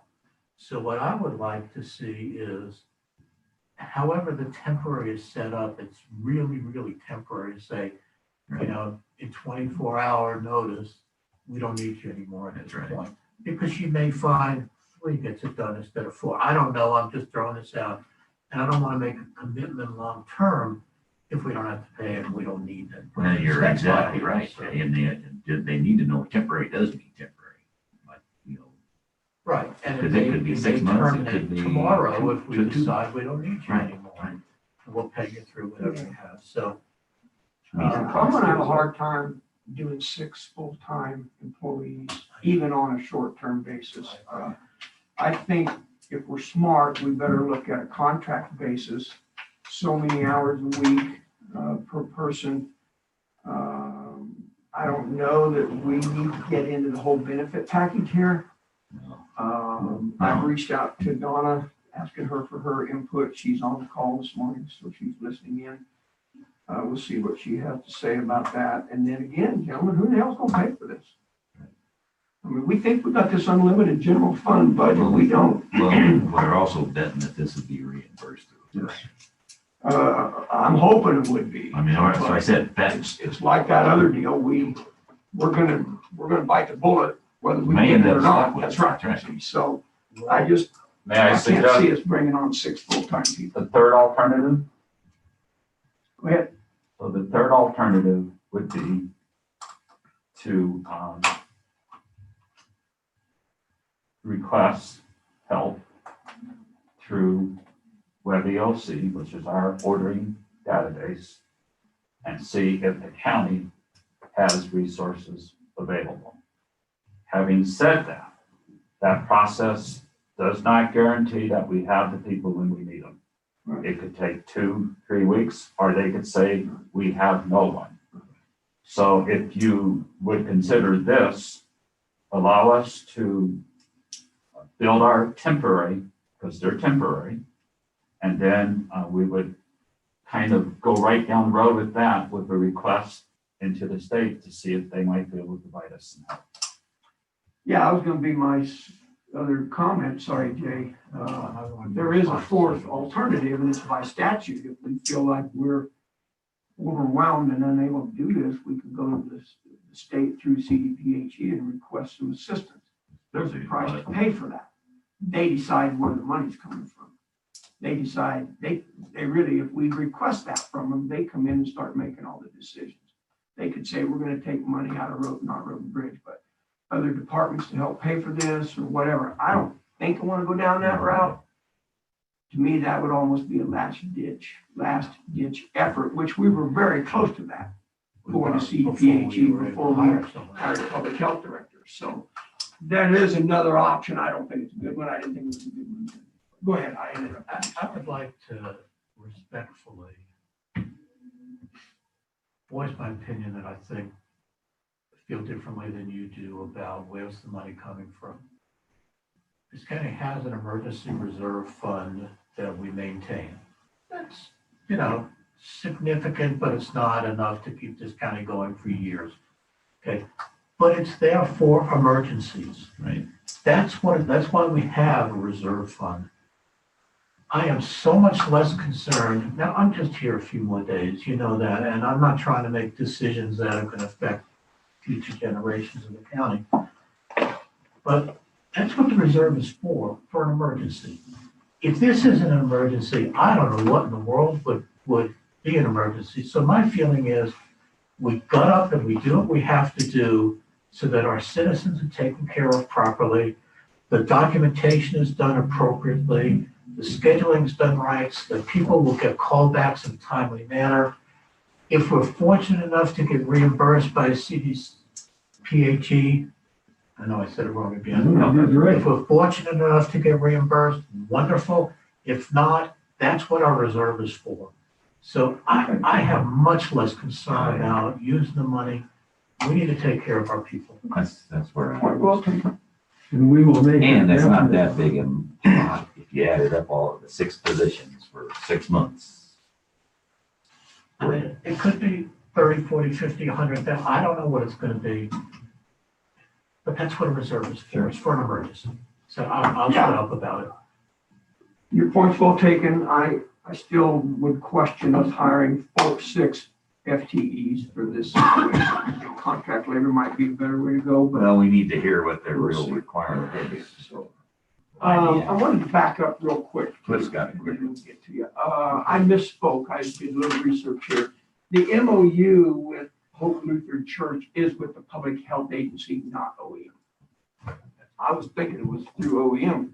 Would have made sense for that in my thinking, but that's not the case. It was through Public I Health. think when they set it up was for beds and people. Okay, go ahead, sir. Okay, I just wanted to let you know that we are not going to back off and say, we'll just count on the county, so to speak. We will apply for the grants. I don't want this, and I don't believe it should be funded ultimately by the county. I believe it definitely should be funded through a grant through the state because they have promised that those things will be forthcoming. And I appreciate that. Yeah, I think we have to be mentally and fiscally Of course, yes, sir. prepared to say it didn't happen. we're gonna Right, cough up and we money. got to bankroll it up front. So we have Yeah, to figure out how to fine. bankroll. It doesn't matter whether we get reimbursed or not. We gotta bankroll. So, I think we've covered 7, number 7 there on the status of the staff and volunteers. Adrian, you mentioned your team. Who is that? Well, it includes myself, 2 volunteers, and we have a planning section chief from the Department of, from HEM, not HEM. Christie's department that funds. HSEM, Homeland Security Emergency Management. Guys are tripping me up with all these Are you CDPHE. Are you referring to Dave or not? No, I'm referring to Glenn Glenn. McLean, our planning section chief. So the staff includes myself, Glenn in the EOC, and some volunteers. And some volunteers, Some. meaning how many? Well, I used to have quite a few. 2 of my We keep hiring volunteers. them, don't we? You keep hiring my folks, so that puts kind of a crimp in the style. So right now, we're working with 4 call takers. Then Guinevere helps out. So, off and on, we have maybe 7 people. Who did we hire? Jordan and Jensen and Kathy. Kathy. Well, I thought Kathy quit way before we. Well, hired she was her. still on volunteer and she was still doing work, but I don't mind that she got hired. Yeah, right. You had worked you Is for a Jordan, couple I thought months. Jordan was still volunteering for you. Well, he volunteered to maintain my Facebook page, but also a county employee. Is he not volunteering to be your PIO? Yeah, yeah. Oh, yeah. Oh, Yeah, he's still doing that, okay. but he's no longer at my beck and call. He's at He is Vernon's too, beck but and half call. time, you keep saying that, that's not true. Well, and the hardcore reality is you may just have to live with it. Well, I make it work. All right, so I think 7, unless you guys have a question or comments. 8, I had a question about, are we going to try to mirror, go ahead. I'm sorry, I was thinking this and while you raised my question. Do we need to make a decision on directing Adrian and Dr. Brown how to move forward on this temporary position? I think we ought to formalize something, the 3 of us. Thought we did, aren't they gonna come back to us? No, we didn't, I we thought just, that was we what were we still in said. discussion. Still It in was just a discussion, but Good point. should there be a motion? Yeah, I move that we get a firm date, the status of exactly who you need. Is it 4, 5, or 6, and why? Gotta justify it. So for your motion, I need 4, he needs 2. I know, I'm saying up to a maximum of 6 right now, what you're asking for, but we want to make sure we understand what they are and what they're gonna do. And then what are the options to pay them? Okay, so your motion is, To hire on a temporary basis, 6 6 new people employees to man, to 2 assist for the OEM. health department and 2 for OEM. I'll 4 second- for OEM. I'll second. Is that in addition to our maintenance, the staff for cleaning? Oh, that's totally separate. Okay, So That's that's a different done deal, too. that was, Just- that's just already checking. been covered. Just a second. And can you set a pay rate for me? So I would, since I'm. No, gonna you have- gotta come back with cost, Butch. okay, well, hold on, we're way out of control here. We have a motion on the floor. Get the Okay, motion so let's first. deal with that first. So my question to the maker of the motion, Mr. Pandit, is, was the intent of your motion to have these be 6 full-time people with benefits? No, 6 contracted people? or it's what is your temporary intent? position. So again, To maintain very. it could be a full-time person on a It's temporary. 8 hours a basis. day, 5 days a week, or whatever they're gonna come back and say they're gonna use them for. And so, and then we have to have an associated cost. Okay, so contract, on a contract Right. basis? So it's been moved and seconded, that's sort of, been moved and seconded to instruct public health and OEM to present us with a plan to hire up to 6 people on a contract basis to assist through this vaccination period. And come back with recommendations and costs so we can consider that. Further discussion? Okay, I agree. I think it wouldn't be right for us to tell you what to pay them. I think you need to come back and say, this is what it's gonna cost us. And we may say, forget it. Right. We may say, well, that's not happening. We'll pay this number. But I think it has to start from your side of the Right. desk. Yeah. Want to repeat that one more time? Yeah, the motion is to hire no more than 6 people on a contract basis for the duration of the vaccination program. And present the options. Yeah, for them to bring us a plan. That's really the guts of the motion, was for them to bring us Back a with the plan. plan so we can- Whoever does that, it's kind of up to you guys, I think. And your timeline, it's your timeline, you know, we're happy waiting a month. That's I'll what have it in takes. 24 hours. Okay, further discussion? Hearing none, we'll proceed to vote. All in favor, say aye. Aye. Aye. Opposed? Motion carries. Thank you, gentlemen, for that. So obviously, our grand and great governor come out with his press release yesterday. Are we going to try to follow that? Or are we going to worry about our own schedule? I'm talking about trying to stay on 1A, 1B, 2, and 3. We're so far ahead of the state's deal right now that, good God, we could be vaccinating the general public if they'd let us. If they'd give us a vaccine. So are we gonna try to put the brakes on enough to stay in line with the state, or are we gonna proceed according to the number of vaccines we have? Can I Go ahead, answer? yeah, then I'll get to Yeah, you, yeah. sorry, I'm like, We are going to be at least where the state is, and they have given us options that if we come up, we have used our vaccine, we have opened vials for the vaccine, and we don't have enough people, somebody got sick or whatever, didn't show up that day, we will go ahead and use and record every single dose that we give out. So we will be staying at least where the state has advocated. Once we get through with all of those, we move right on. That's my recommendation. I don't want to waste time. We have too many people who want to have those things done, but we have to meet their restrictions first before we move on. So as long as we have met their requirements, I see no reason not to move on as quickly as we possibly can. Gentlemen, if there, go ahead, you had a So question. I was just gonna make a comment. I think we ought to take formal action to authorize Dr. Brown to handle it exactly as he said, so that if anything ever comes of that, it's a Board of County Commissioners decision, not a Dr. Brown decision going rogue that someone may say. So in light of that, I would like, I'm sorry. I'm just trying to save some time here. Go Is for this it. Board of Health issue, or That is this sounds a like it. Board of County Commissioners issue? That's what I was gonna ask. But it's to We're doing- conduct the we're doing program. both right now. I mean, I don't know what it is. And Well, the only thing we voted on now is spending money, and that's county commissioners. That's the I agree with that, but we're talking about staffing health, we're talking about, vaccines, we're talking about line call. But- That's all really, Okay, in my that's opinion, that's about wrapped the up health in, issue. but that's wrapped up in his request. So in what, meaning that that's the county commissioner's job.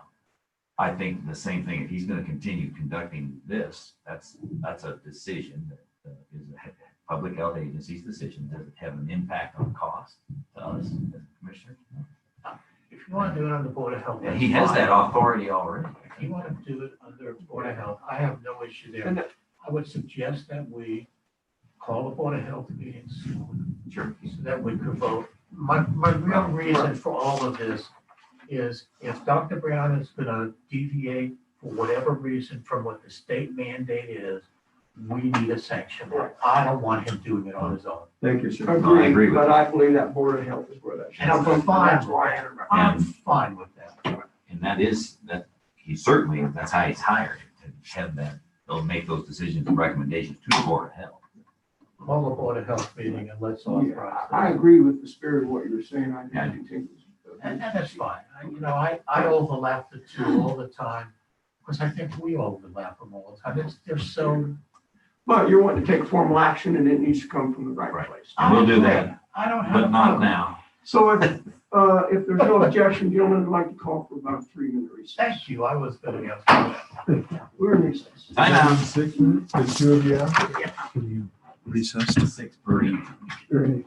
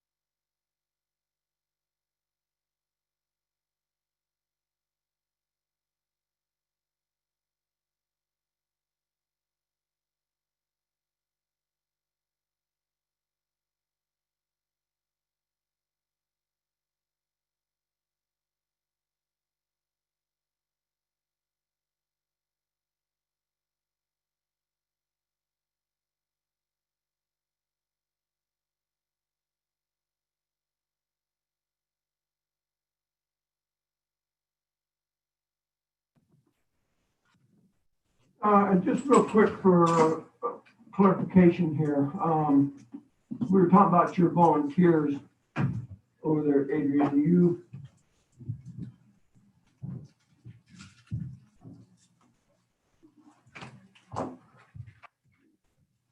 Let's talk about Jordan, what he's doing. Obviously, we have hired him half-time for the county as an assistant IT director. Correct title, Vernon? Is that a correct title? IT assistant. Assistant, okay. And you are utilizing him as a volunteer when he's available as a PIO. Yes, he maintains the OEM Facebook site. He's half-time to you, Vernon?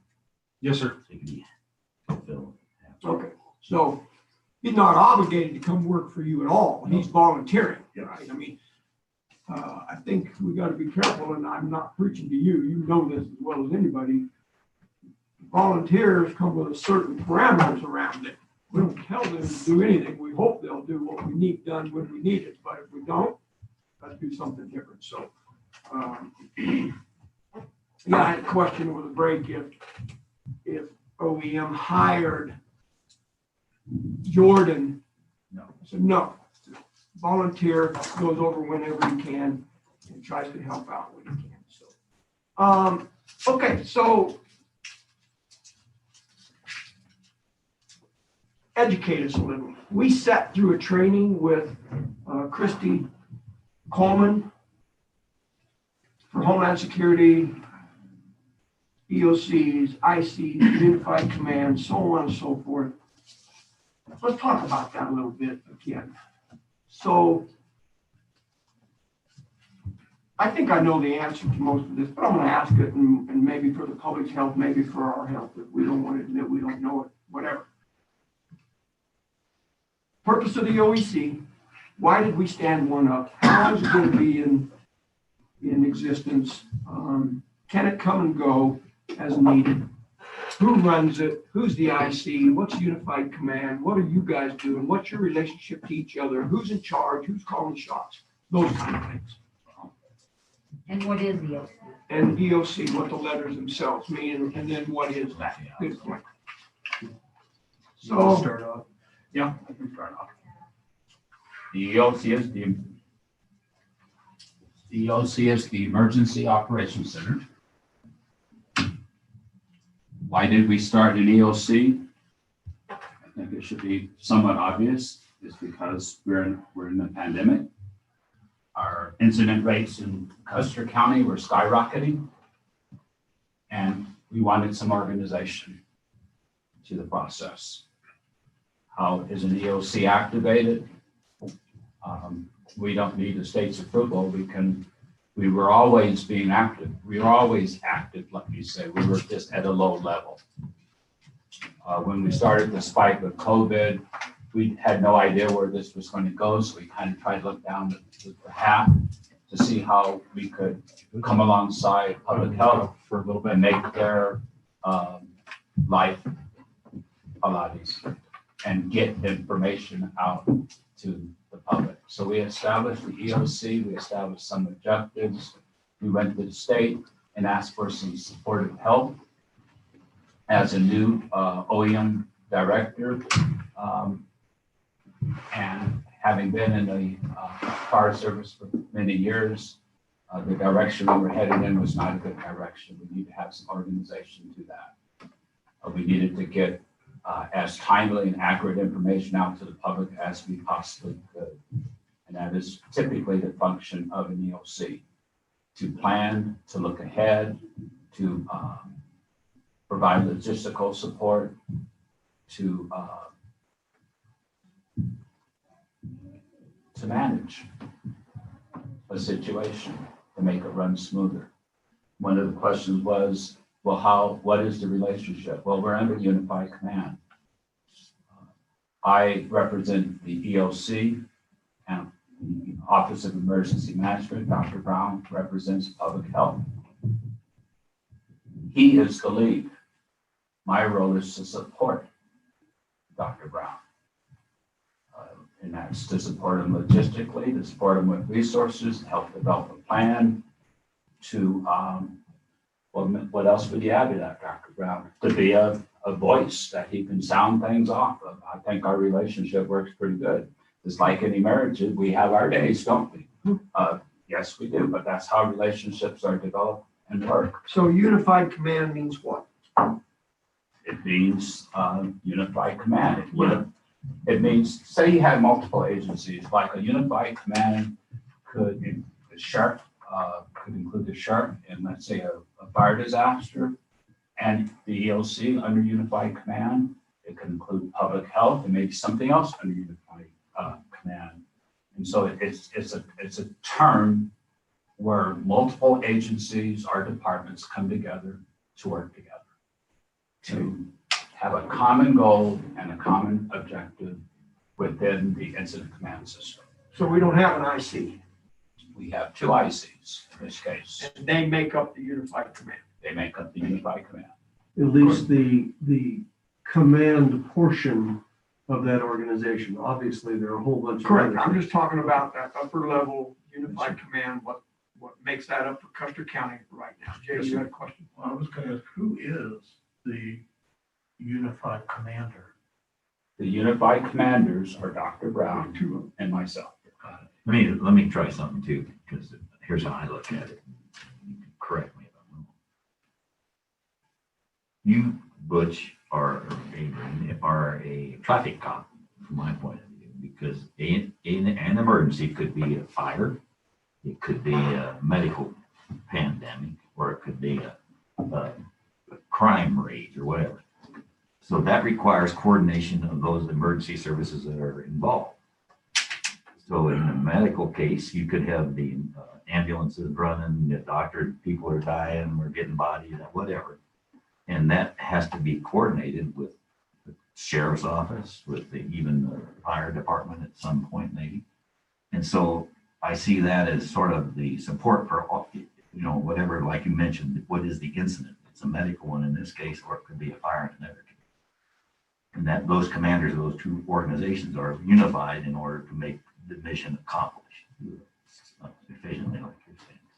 And not only that, but we bring in all the resources of the county together, right? Because everyone has different skill sets.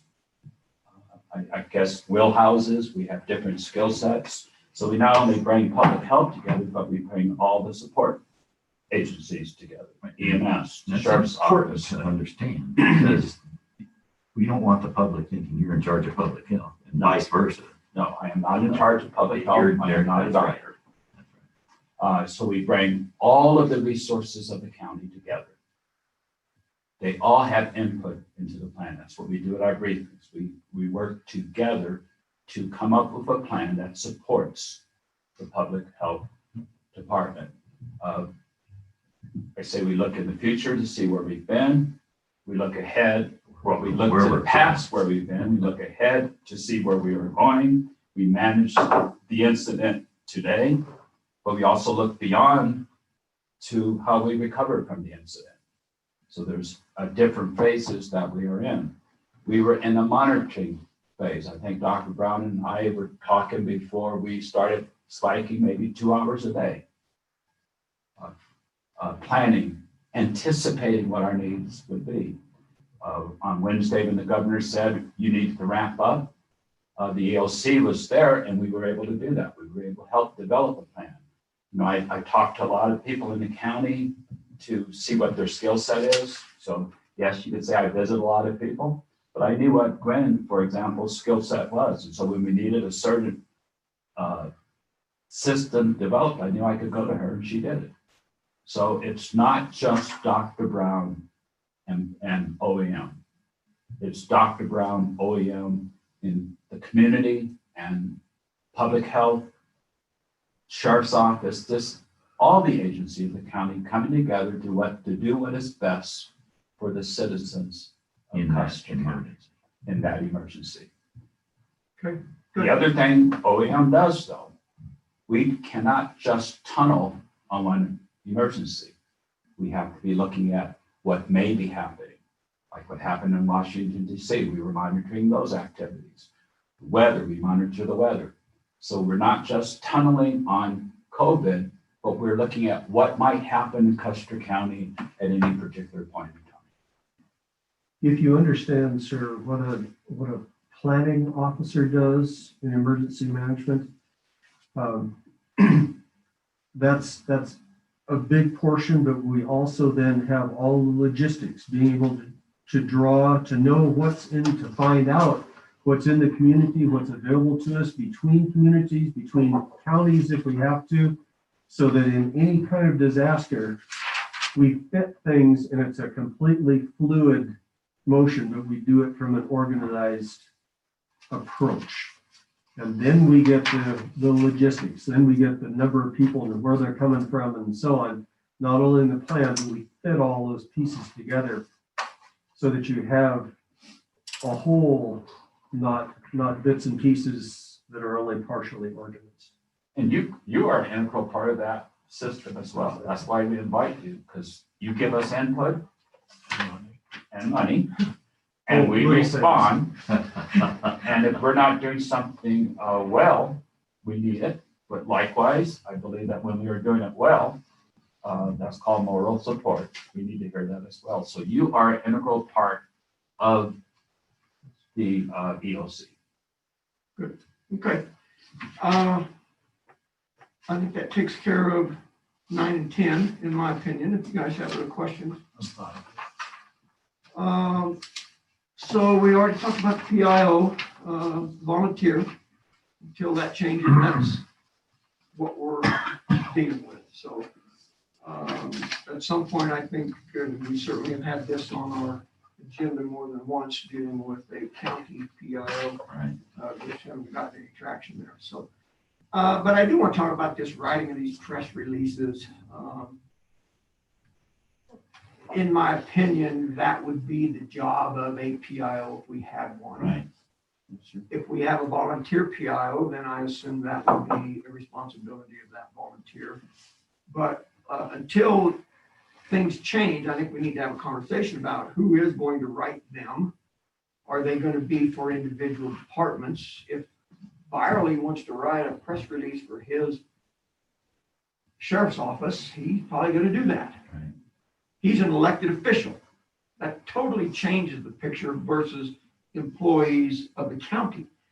So my question is, who should be writing our press releases? Who's going to review them? Whose responsibility is to post them? Who makes the decision of where, when, and how often they're going to be posted? And then we got into this conversation yesterday about really now in this day and age, what is the definition of a press release? I don't think in our county we can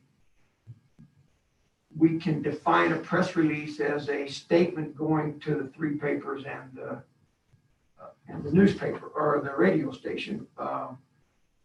We have weekly publications. We can't live on weekly publications when we're in the middle of a pandemic. Right. So I had put the phrase down here of public consumption or immediate public access or whatever. So Jay, I know you brought this up yesterday. If you want to speak to that, be more than welcome to. I mean, I'll just reiterate what you said, which is kind of a waste of time. We need to get information out to the public as quickly as we can. Waiting to the end of the week for the paper to come out, which if you look at the circulation of the only one that I know about, and I can assume the other one has similar or less, or I don't know, but it doesn't matter. 2,000 copies or so. That's not getting the information to the public. So Or is it? I would almost just as soon change the term from press release to information dissemination to Custer County or something like that, and get this information out ASAP when it's necessary. I do have. And you're doing that today, every day? Yeah. The only thing that I have a concern about is I think they should be run by either the Board of Health or Board of County Commissioners, whichever one's the more appropriate one, before they're disseminated, because ultimately the buck stops at this table.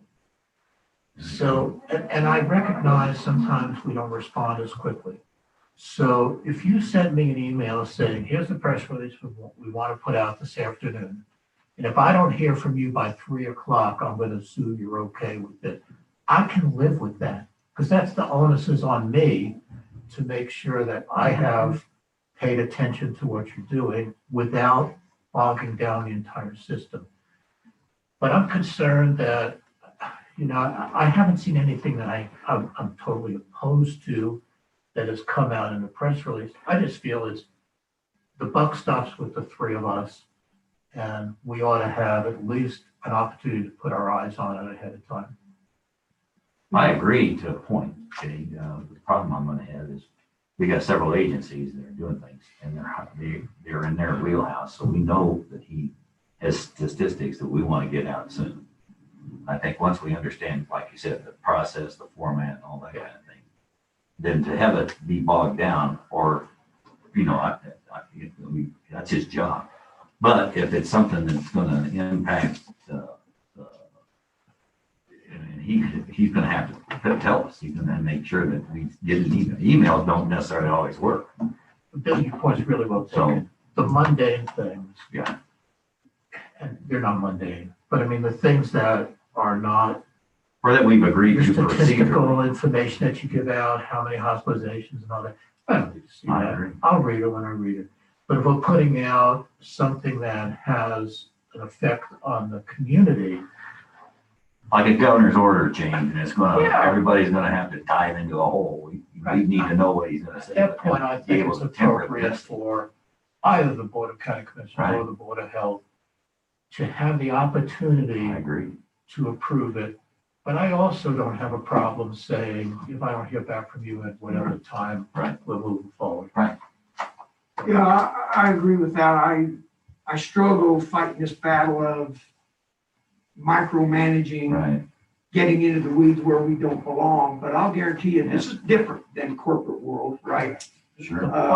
We don't have a CEO. We don't have a county manager. Hard to see. And so guess, And I'm sure you guys get your fair share of complaints of hate mail and all that stuff like we do, but it is very awkward to get your tiny bit not know about a why. press release when you've never seen it. Or you see it when the public sees it. Right. And I just struggle with that procedure. So I'm not trying to get on a power struggle to say we have to improve. I don't want to even. But approve it. unfortunately, I just want to see I it. Oh, think approve it. We we've need got to to see read it and have an opportunity to say, I think we better put the brakes on this. This is not what we talked about or whatever, just to flesh that I out. agree.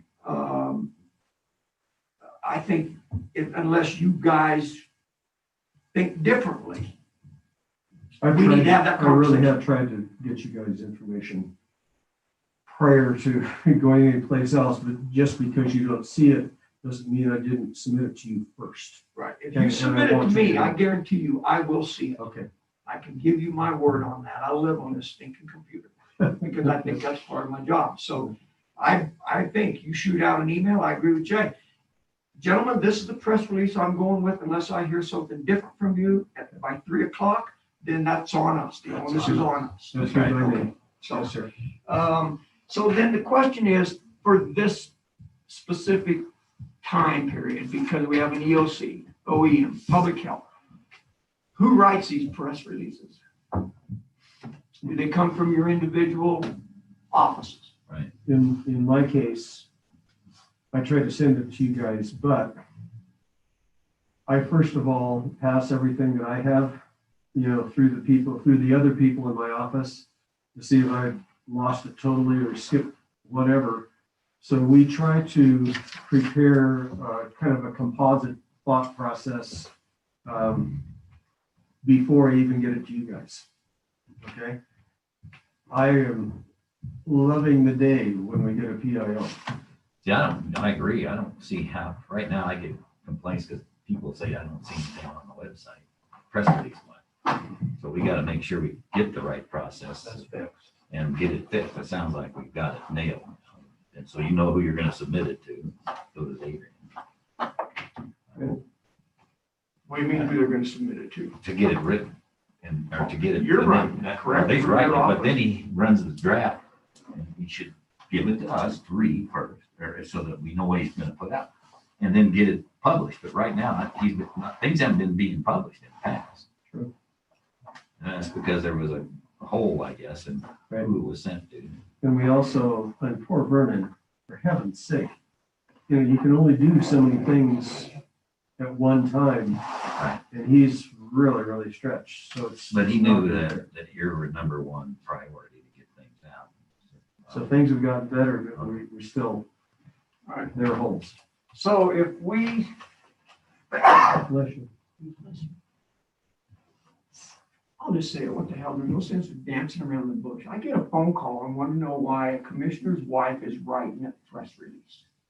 And I was rocked to the foundation, had no idea how to respond to that. I don't even know if it's It true. wasn't true. It wasn't true.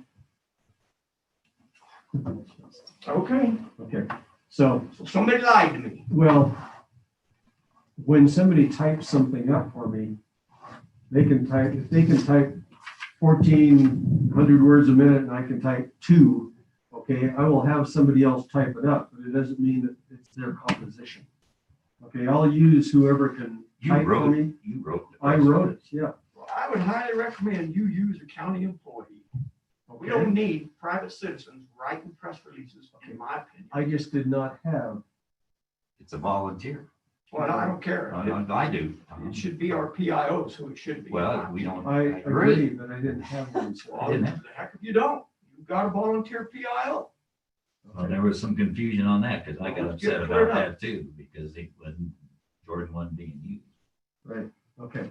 Well, instead of using anybody else in the future, because to me, it doesn't make any difference. Obviously, it does make a difference, so I will make sure that Jordan or somebody, if I can't get a hold of Jordan, It would make sense to me that if you're gonna write a press release, it should come from your office, end of statement. Right, Yes. and how he gets it. Oh, I have a problem with how he gets it. Tom, you're blowing that out of proportion. He can get anybody in his office to proofread his message or type it for him. He's got volunteers that are always knocking on the door.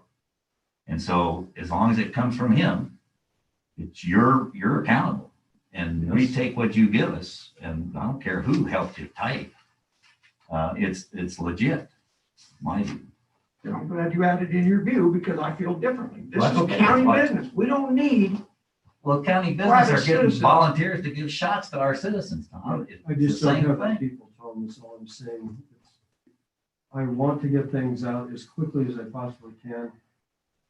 And there are lots of things, I know it's kind of hard to imagine sometimes, but there are lots of things I'm trying to get done during the day and spending 2 hours typing something and proofreading it and so on, plus passing it through and then making changes.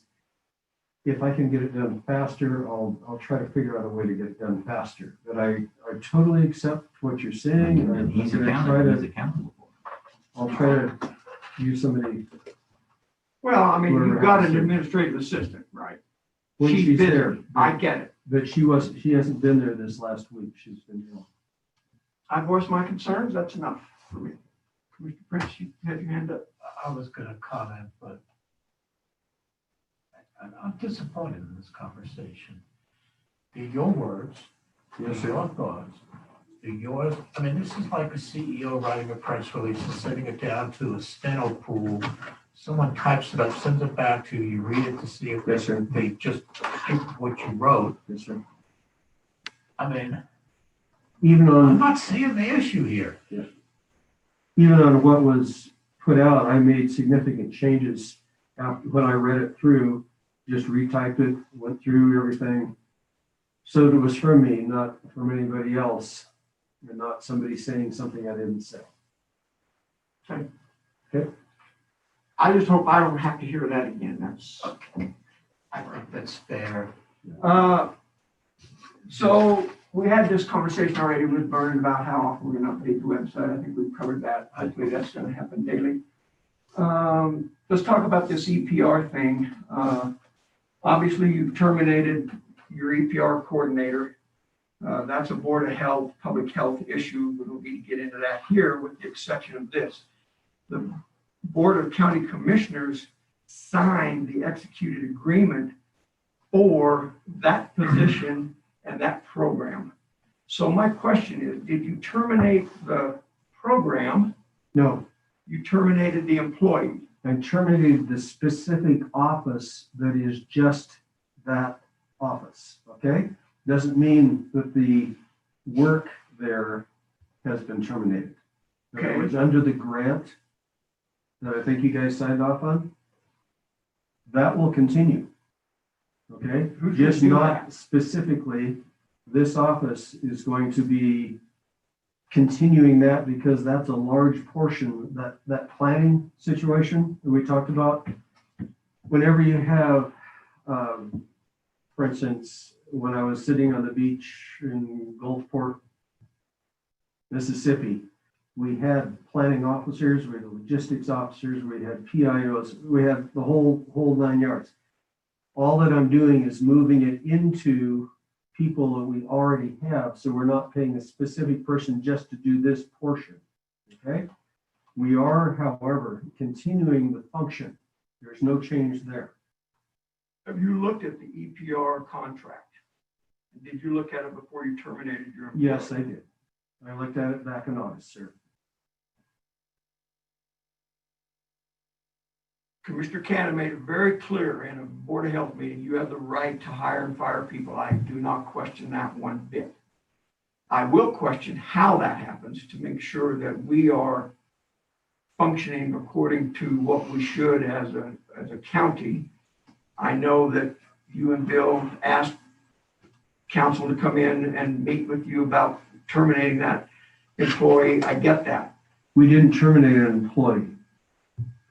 I stopped. Go ahead. Go ahead. I stopped that position as being a separate position and integrated it into a broader field with the same deliverables expected. You were doing that always, is that right? Or the office was, I don't understand. No, there was a specific position created just to deal with that particular set of responsibilities. Okay? All that I'm doing is shifting that set of responsibilities within the rest of the structure that we have available to us for planning, for emergencies, for whatever happens along. And you and Bill and council are confident that you're not going to get us in a wrongful termination lawsuit because of that. Is that correct? Yeah, I did. That's what I said. I did not terminate the individual. I terminated that as a separate position within our organization. Then there's a real difference there. Go ahead, sir. I'll tell you what I'm miffed about in this process. Bill took it upon himself to meet with the public health director and council to make a significant decision. And human resource officer. Why was I not notified? Why were you not notified? Why were the three important people, the BOCC or Board of Health, why were we excluded from that decision that you went off on your own? I didn't make a decision. All I did, I got a timesheet handed to me from the HR on an issue that asked if that money was covered. And so I had no clue, and I asked Donna and I asked Clint to come in and Cliff to explain it. And why was I not involved? You may. Thank you, sir. Appreciate your time today. I kind of feel this was done behind my back. Well, If you were involved, would- we all should have been involved. All, when I say all, I'm talking about Board of Health. well, I didn't make a decision. Period. About the decision. And then I think it was up to the process, and it's his employee. And that's all I got involved because it involved money. And what looked like it was, And why were the other and not, commissioners not because, involved? and where I was headed with it is I was gonna go forward and say none of the charges that were charged were yet agreed to, that we would cover under the public health. They didn't have the budget, so that's where it was. And I left it with him to decide how to handle it and bring it to us. I feel At some point. differently. I feel that you went behind my back. I'm not going to speak about everybody else. Well, that's- And work with them, work with council, work with And that's why I had I actually no- asked Cliff, that's why, or Clint, to give me the advice where we go next. And then Well, we were waiting for that and should have then been, put that. we should all have been Well, but involved. you do the same thing. You get advice from Clint or from, you know. So that's all I was headed for. I didn't, and then he decided on later, I got the same email you did. But you know where it was going. That's what the Well, whole purpose of not meeting was. necessarily.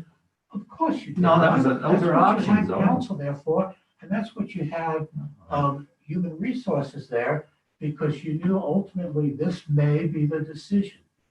And if that was an important decision that needed to be made, I think Well, all if the of decision, there was no decision I had to make. It was his decision.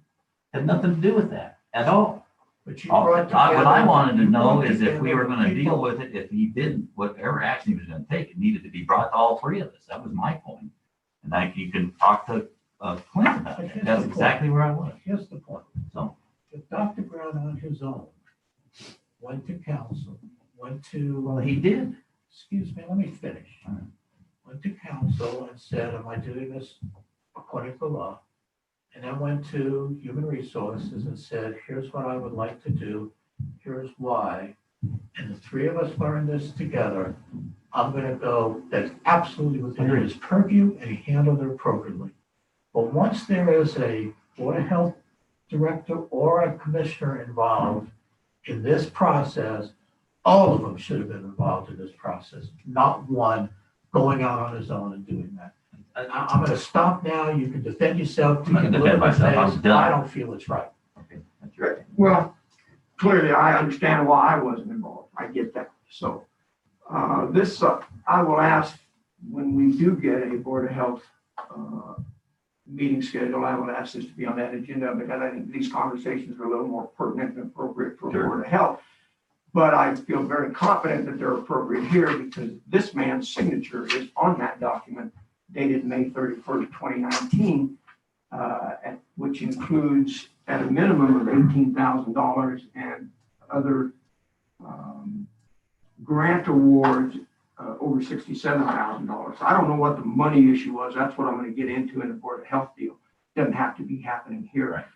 Other than the fact that we're on the lam for this grant because we signed for it.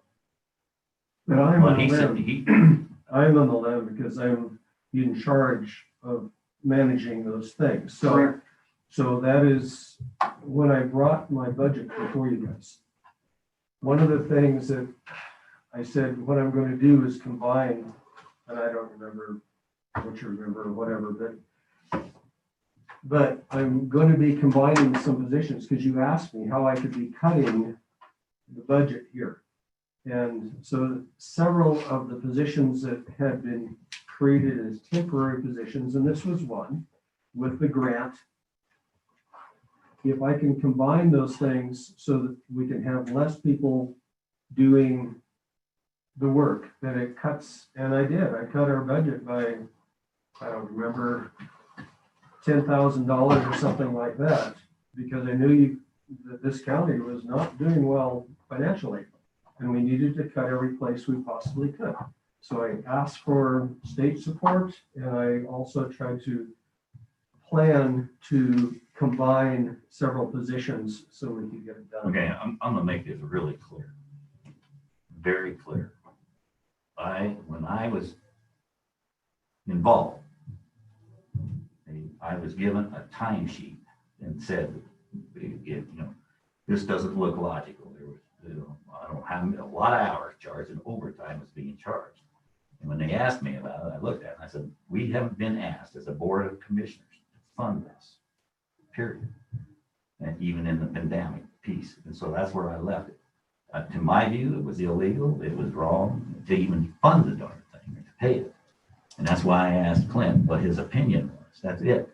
Expecting either we're going to get it, his decision one way or other to come to us and figure out, are we going to find the money somewhere to handle it? Or should we just absorb it and go on forward? I don't know. And that's where I left it. Yeah, I didn't ask for opinions. I just needed to speak, and I'd already spoken with him prior to that time. This was just kind of a final So, get together. Anything. Yes, sir. I'm not upset with what you did. What I'm concerned about is what appears to me to be involvement from one commissioner and one Board of Health member, excluding the other two. I feel that's inappropriate, and I'm not gonna go on. I understand what you said. It's fine, we can have a difference of opinion. So I received an email from Clint when I asked him a question. Because let me make this clear, because I'm gonna get tried for it anyway, so it doesn't matter to me. This is not about an issue with you terminating my wife. This is about an issue that I believe you have put at risk, this whole EPR funding mechanism. I may be wrong about that. That's what I'm going to explore in a Board of Health meeting, because I think that's probably the appropriate place, other than the fact that we did sign that executed contract. Clint's response to my email was, I was asked by Bill to meet with him and Dr. Brown in Donna's office to discuss Cindy's termination. I wasn't aware of the grant. If there is a legal issue to be addressed, let me know. I did not respond to that. That was going to be my response, but I was hoping that he would be here today to say, that's what I'm concerned about. Trust me, my wife, myself, and my daughter believe this is a blessing. That is not an issue with me, okay? Certainly the newspaper will scream and yell about all kinds of should be recusing myself and so on and so forth and conflict of interest. I am concerned about this EPR grant money. I've got the printout of the money that we have taken so far in 2021, $98,236.40. That's what I'm concerned about. You have every right to terminate your employees as long as you do it appropriately, that we don't end up in a stinking lawsuit with anybody. It doesn't matter who it is. Tom, let me comment on that. I agree with you. I was concerned about that. You agree with what part of On that? the grant. And that was a concern of mine. As a matter of fact, I talked to Clint later about it, because Clint didn't understand the grant issue either. Because if that was tied to one person, one grant, executing the grant, that'd be silly. That's why I did some research afterwards, and that's why I understand exactly what he said. The grant has been going on before that position existed. It was being covered by the agency and personnel and whatever the way they did it, and that's up to you. And so I just let it go. It didn't bother me. Can I just interject? I mean, and I can explain this further in the Board of Health meeting, but I stopped in to see Donna this morning for something else, but she told me that the county has been receiving that EPR grant money ever since 2009, when the Board of Health or Public Health Agency was created and the commissioners appointed themselves to sit as the Board of Health. And she made it very clear that it's never been specific for one employee. It's certain duties that have to be performed, and it's been performed by various employees, including the public health nurse in the past. So here it was what was done with the previous public health nurse prior to Dr. Brown coming on board, was created a special position just to do that job. And actually, when I met with Dr. Brown and Commissioner Kanda 2 days ago, I saw the timesheet for December. Only 2 hours on that timesheet had been devoted to doing EPR work, and another 180 so hours with a lot of overtime was for other work that wasn't related to the EPR work. And I didn't take a position on whether or not, and maybe my wording is wrong, I think about termination of employee, because Dr. Brown is referring to it as elimination of a position, which resulted in a termination. That's what he's referring it to, yes. So, but my feeling based on what Donna has told me, that the county is not in any jeopardy with CDPHE about having to give any money back or violating the terms of the grant. So from a legal position, I don't think we have anything to worry about as long as public health agency continues to do what it is supposed to do under the terms of the grant. Any employee there, whether it's Dr. Brown himself or whether he delegates it to one of his other employees to do the work, we're okay on that. Yeah, then another question now, who's gonna do the CICT? You said your office is overwhelmed, you need more people. You terminate a person that's doing that, who's gonna do it now? Who's gonna Once do it today? again, just to clarify, I did not fire anybody. I stopped a position that was separated out at one time and put it back into the mix that we have multiple grants, as you know. Okay, my question is, who's gonna do the CICT today and moving forward? Okay. I'm transferring that in a shared responsibility between our office and Adrian's office. Since he is very highly involved in planning, and we have all the history of accomplishing this task, and we have for a number of years now, more than 10 years. We have numerous people in our office, well, numerous people relative to the number of people I have in our office. We have several people who can handle that. If I had to do it, I would do it myself. The contact tracing. Yes, but that's Well, a that's what very he different, that's a different action. The CICT, okay, I phone, and I'm sure there's probably somebody I've missed sometime, but I phone them and start them myself.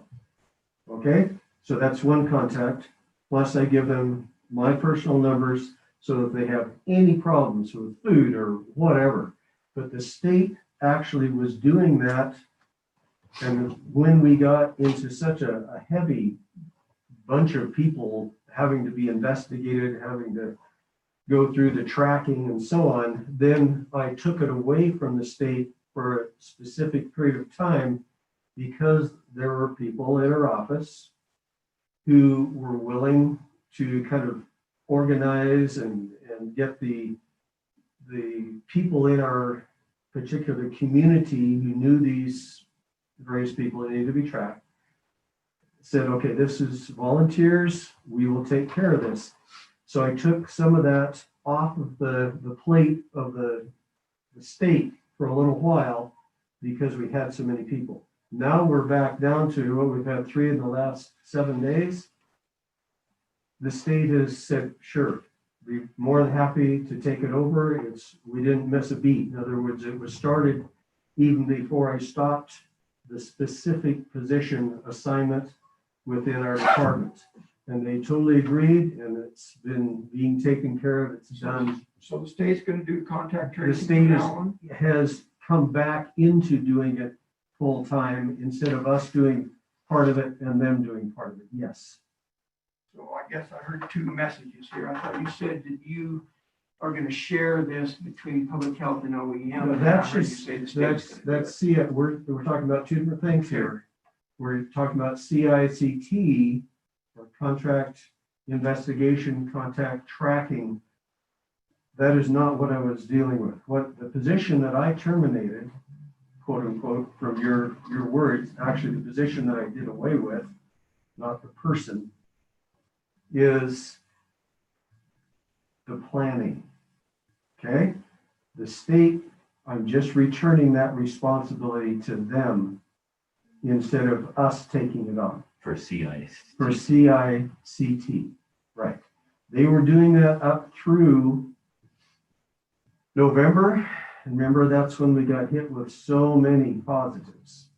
And so that's because they were overrun. I wanted to make sure that we had some kind of coverage for ourselves so that this did not get pushed back and say, well, we couldn't get around to it today. And so we had a whole bunch of people who were wandering around positives, potentially sharing that with the rest of the community. I just didn't think that was a good thought. Now that we're back down to just a few people every couple of weeks, the state can very easily handle that. They're not overrun. Okay, I apologize, gentlemen, it really was about a Board of Health question. I have no idea when we're gonna get the chance to deal with that. Contact tracking and contact tracing are two different things. They're two different things, but they're involved in the same kind of function. Okay, it's a part and parcel, just two different aspects of the same function. The state has been doing that for us for years. All I did is return it to them. If we can move on then, gentlemen, unless you have other questions. I have a quick question for Go ahead. Clint, if I may. And it's probably a stupid question, but hey, who's asking it? Is it possible to have a combined meeting of Board of Health and BOCC at one meeting, since the same people, so that we can deal with these intermingling issues that continuously crop up?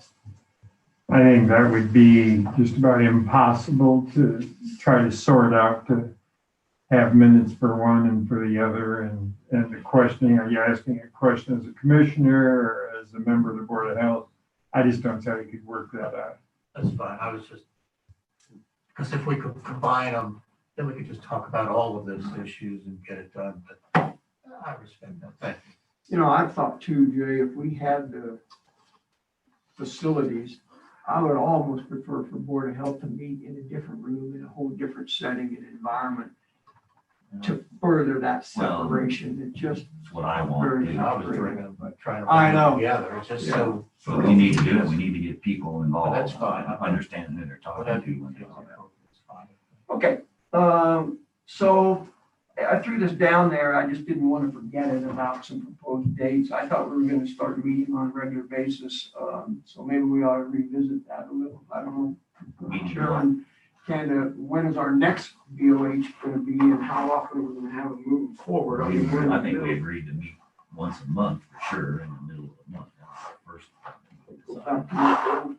And then, and the only thing we agreed to before the holiday break was we were going to wait unless the situation changed. And what's happened is we've been steady in a nice place. That's why there has been no specific need to have a detailed Board of Health, because the word's been getting out. We've got better communication.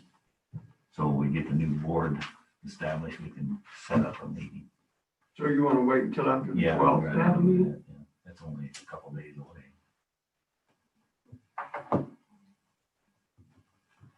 I gotta get through a funeral, guys, and that's just the way it is.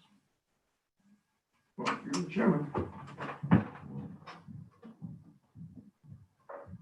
The rules do say, state statute says that by a majority vote of the Board of Health, we can convene a meeting.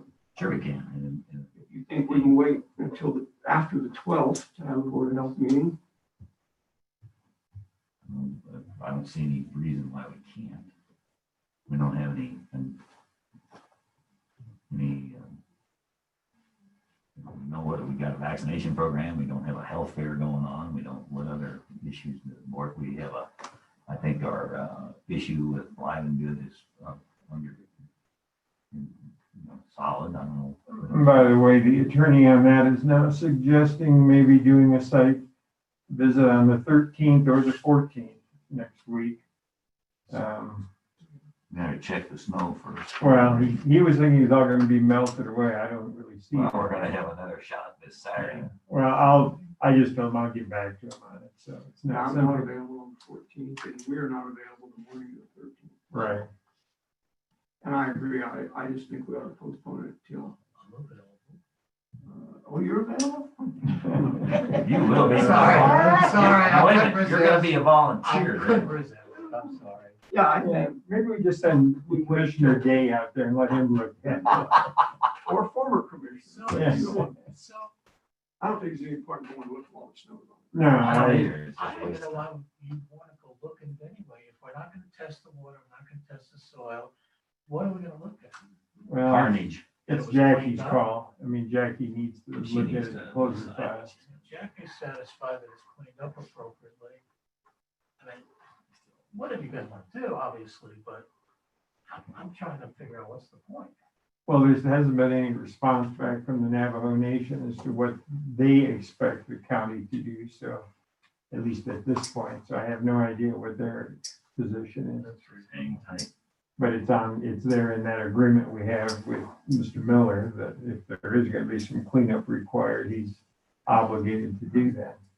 Yeah, I don't have burning desire to go look right now. If we have to, any further consideration of that comes across our desk, I had already said on record, I'm not gonna vote on anything else until I've looked at the site. If we don't have to vote on anything about that, You I don't just let think so. Jackie go out and take a look at it on her own, or send a deputy with me. So who does report CIIS? Is that you? Well, Beth has been doing a lot of most of her reporting, and I go through it. I've done some of the reports.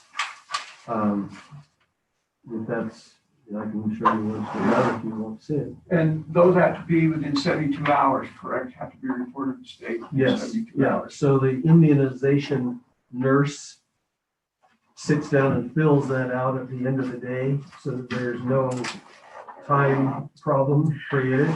Plus, you still have it fresh in your mind that day. So usually before people go home that day, either Beth or Sherry fills out all their reports, or they come in first thing, the next thing in the morning to start filling out reports, because that's what I was kind of talking about before. You know, when we see all these people, when vaccination, every single person has to have that done.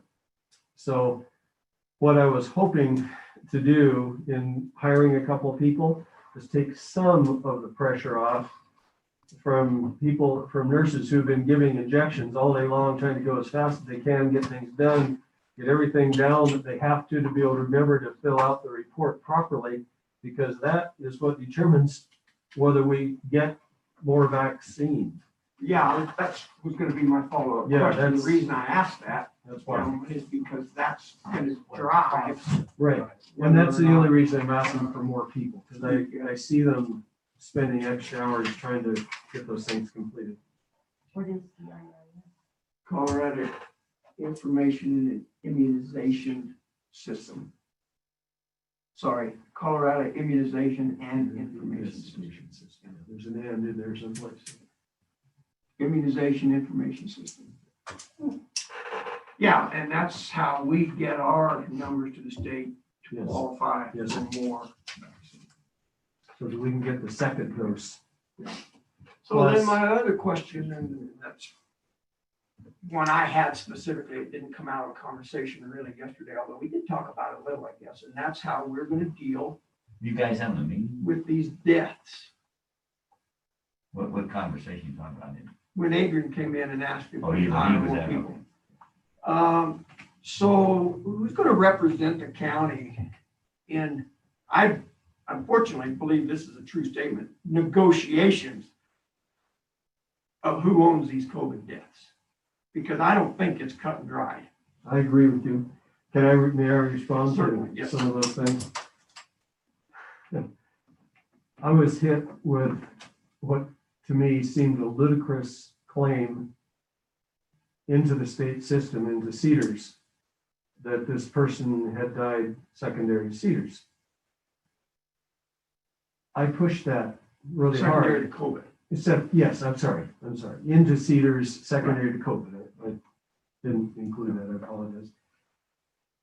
And I pushed it, and I went up to the person who's in charge of reviewing all the information that goes into Cedars. And she said, no, that was a mistake, it was inappropriate, and it was taken out.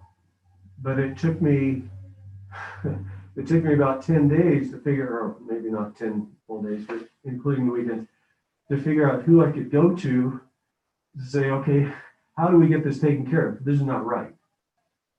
And so now I have some people and some phone numbers after all that, because nobody was returning calls because COVID. Anyway, so we got that person taken off the list. And then I depend on the coroner's report, post death. And I also depend on Cedars, but at least now I can go directly to the people. If anybody up there in CDPHE has been involved, I know who to go to, and we can start that, as you said correctly, negotiation on what was actually done. I knew that it could be done because we watched, and I dealt with Fremont County, and they'd had something like 6 gun-related, weapon-related deaths, plus 4 or 5 more auto accident, and they were all counted as COVID. And I said, excuse me? Yeah, I looked at one of the death certificates and it's certainly very clear that it was not COVID, but the ME put at the very end of it in conjunction with COVID or occurred during COVID. Well, hell, every death right now that's going to That's occur right. in our county is going to occur during a COVID pandemic. So they're all gonna count it as COVID? Yeah. So they're answer counting his it questions, Clint. You're the guy that's clearing it up. Is that right? Or we Yeah, gotta and so I expect got somebody that else to one do it? taken off, even though Fremont County said they were never successful, even though it was totally absurd in getting that thing taken off. And then I went through the next 2, and we got hit, of course, after 10 months, we got hit with 2 in the same day. Went through those, and those were legitimate. One was an embolus, and, so I won't go any further than that. So once I saw from the coroner's report that it was valid, which that first one that I mentioned to you, it was not according to their rules, according to our rules, according to common sense. I mean, there was nothing there that was valid. But these next 2, it will probably be infinity before we ever decide, unless somebody finally puts out a very strict, rigid, this is what is there and what we will count. They have at least now said from and kind of during. Okay, one caused by the COVID, the rest of it, yeah, they happen to have COVID at the same time. So that's what I'm kind of struggling with and what I stood against. When it was I wrong. get that if somebody dies from a PE in association with COVID, the lines get blurred a little bit. Understood that. I've maintained from day one publicly in these meetings, I as a Board of Health and as a county commissioner, I'm willing to stand up to whatever COVID death we have in this county that's legitimate. I will not be part of this Cedars, CDPHE, or the state hanging. Right. A gentleman falls off a ladder. He happens to have COVID when he does it, so that's a COVID death. That doesn't fly in my book. He died from a fall from a ladder. Same with a car wreck, same with the gunshot. Absolutely. I just want to know that somebody, and I hoped that it was you, are going to fight in our corner for that. And I also want to say, if that needs to become a bigger fight, I'm certainly willing to jump in the fray as a Board of Health member, because I just don't think we sit back and have these numbers just march over us. Which impacts the county significantly. I'm all about owning up to COVID deaths for Custer County. Yeah. Don't want to gloss them over, don't want to try to hide them, don't want to try to save our jobs because somebody died of COVID. That's not the point. Well, in my opinion, we need to stand up and take the hits on those when they're legitimate COVID-caused deaths. Yes, sir. So, And that's why I'm trying to discriminate. That's why I talked to the coroner specifically. I even went to the president of the Colorado Association of Coroners and said, look, this is wrong. And he agreed with me totally. I mean, Then why do they do it, these things? because it was entered in that way by somebody. Somebody assigned it in that whole line of people. Is it true counties get more money, or the state gets more money if you have more COVID crap? This gets very political. Yeah, when you go from orange into red and then back into orange again for the state, there's a difference in the receipt of federal funds. And that's why I said So you want everybody to die and be red. Yeah, yeah. So if you declare that you are in red and then you change it back into orange, you keep the funds that were given to you when you were in red. Yeah, don't even ask me to go there, sir. Yeah, I just don't want any appearances of any kind of shell game where we're Yes, sir. trying not to accurately report the deaths that occur in our county that are legitimate. However, I don't want to tolerate any shell game from the state, Yes, sir. Cedars or CDC or anybody else trying to hang deaths on us that lives. And I appreciated your phrase, common sense says hell. He fell off a ladder and broke his neck. Don't tell me he died from COVID. And that's a national problem, clearly. It's happening all over the United States. But if we have 2 legitimate COVID deaths in our county, then we stand up and we take them. We count them and we report them, Yes, as sir. it should be. And that's why I didn't object to either of those. I strenuously objected, demanded. Thank We you did for not that. do You're that. doing your job exactly like you're supposed to. Thank Yeah, you, sir. we just had not had that conversation about who is going to take that battle to the next level, if and when, because it had never occurred. So, Yes, sir. It makes sense. It's the director of public health himself who would do that. well, and there's been public health directors all over the state fighting that battle, and they got told to get the hell out. Yes, we He did. won. Right. So, glad to hear that. The public health director of Boulder County said, "You're not hanging these on us. That ain't flying." My God, she went to bat and won it. And they She said, won. "Okay, we'll take them off." So, So we've won at least 2 in this state. okay. Anything else, gentlemen? Not that this list was all encompassing. I just wanted to have something on paper so we had it. I think this was really important. We learned a tremendous amount how the process is working. We're all on the same page at the moment, which of course could change as a fluid thing, but no, I think this was fine. Yeah, I agree. Anything else you feel like you want to bring up? I have nothing to bring up. Attorney Smith, anything for the good of the order? No, I think this has been a full emergency meeting, almost 3 hours. Yeah. This was brought up to me as a BOCC matter. I'll throw this out. We're getting ready to make some appointments. And in reality, those appointments in certain instances become a renewal of an employment contract. And so would encourage you to look at those documents that we sent out. We don't ever formally, other than this next meeting, vote on whether or not to hire Clint Smith as our attorney. We may vote on a salary during Vote budget. to unload him, though. So just know when we get to these appointments, those are actually contract offerings in actuality. That makes sense? And last year, I forgot about it, but Donna actually had me submit a letter of interest. Yeah. And I haven't done that this year.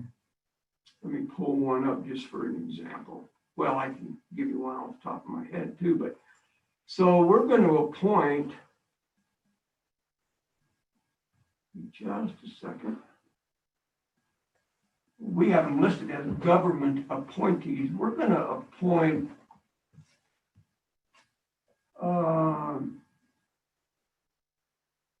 Basically, all your heads of office. right, we're going to other appoint than Jackie elected Hobby to 3 positions. That's the only time we ever really would address hiring her as our planning and zoning director when we make that appointment. It's really renewing their employment contract, basically. It's weird how our county is set up to do that. We go through these reviews. Well, we should go through our performance reviews, but But there have been employees, I just want to question, you newer contract may bloody the water. They yeah, are a contract. We're just renewing their job description. they're at-will employees They're and other we're duty. renewing their job. That's in their We're duties. hiring them for another year to do their job. Do this job. They don't sign an individual We're not annual even contract. hiring For a year, It's just a we're reiterating that this is your position and what we expect from you. Because we say we're hiring for a year, at the end of 9 months, if you wanted to terminate someone, they could turn around and say to you, wait a minute, you said we were hiring me for a year, you owe me for the rest of the Right. term. Which is where the at-will comes in. And that's why they're at-will employees unless they have actually signed not a a contract. And I always kind of looked at that list is that every year you're just saying, Laura's still our public, Whatever that whatever office she is. is. Right. Human service. Yes, Human thank Services you. Director. Clint's still our attorney. Right. But because there's no other time we ever deal with those positions, that, what you're saying also has to service as notice that they will continue to be employed, Well, you know, I don't know. right? Because we never look at I anybody's, think if we But didn't I do don't look at anything, my we're employees not- every year and say, I'm gonna keep you on for another year. I right? mean, when I hire them, I hire See, them there- until that's right. I decide, to Which is what terminate them, or at-will's they- about. They're Yeah, I gonna think be an employee until you let them go. you know, if we Right. said, if we did nothing, they're still gonna be county employees. Correct. And all we're doing is We're either redefining their what their duties as you're title gonna be is. a director of X and Y, or you're gonna pick up this extra job, or, you know, chairman or something. So, Yeah. just formality. It is. Yeah. Yeah. Okay. Anything else, gentlemen? Ms. Tina, you have anything for the good of the order? No. Kel? All right. If there's nothing further to come before the board, chair will declare this meeting adjourned. Let the record show it is 11:52 on January the 7th. I got a date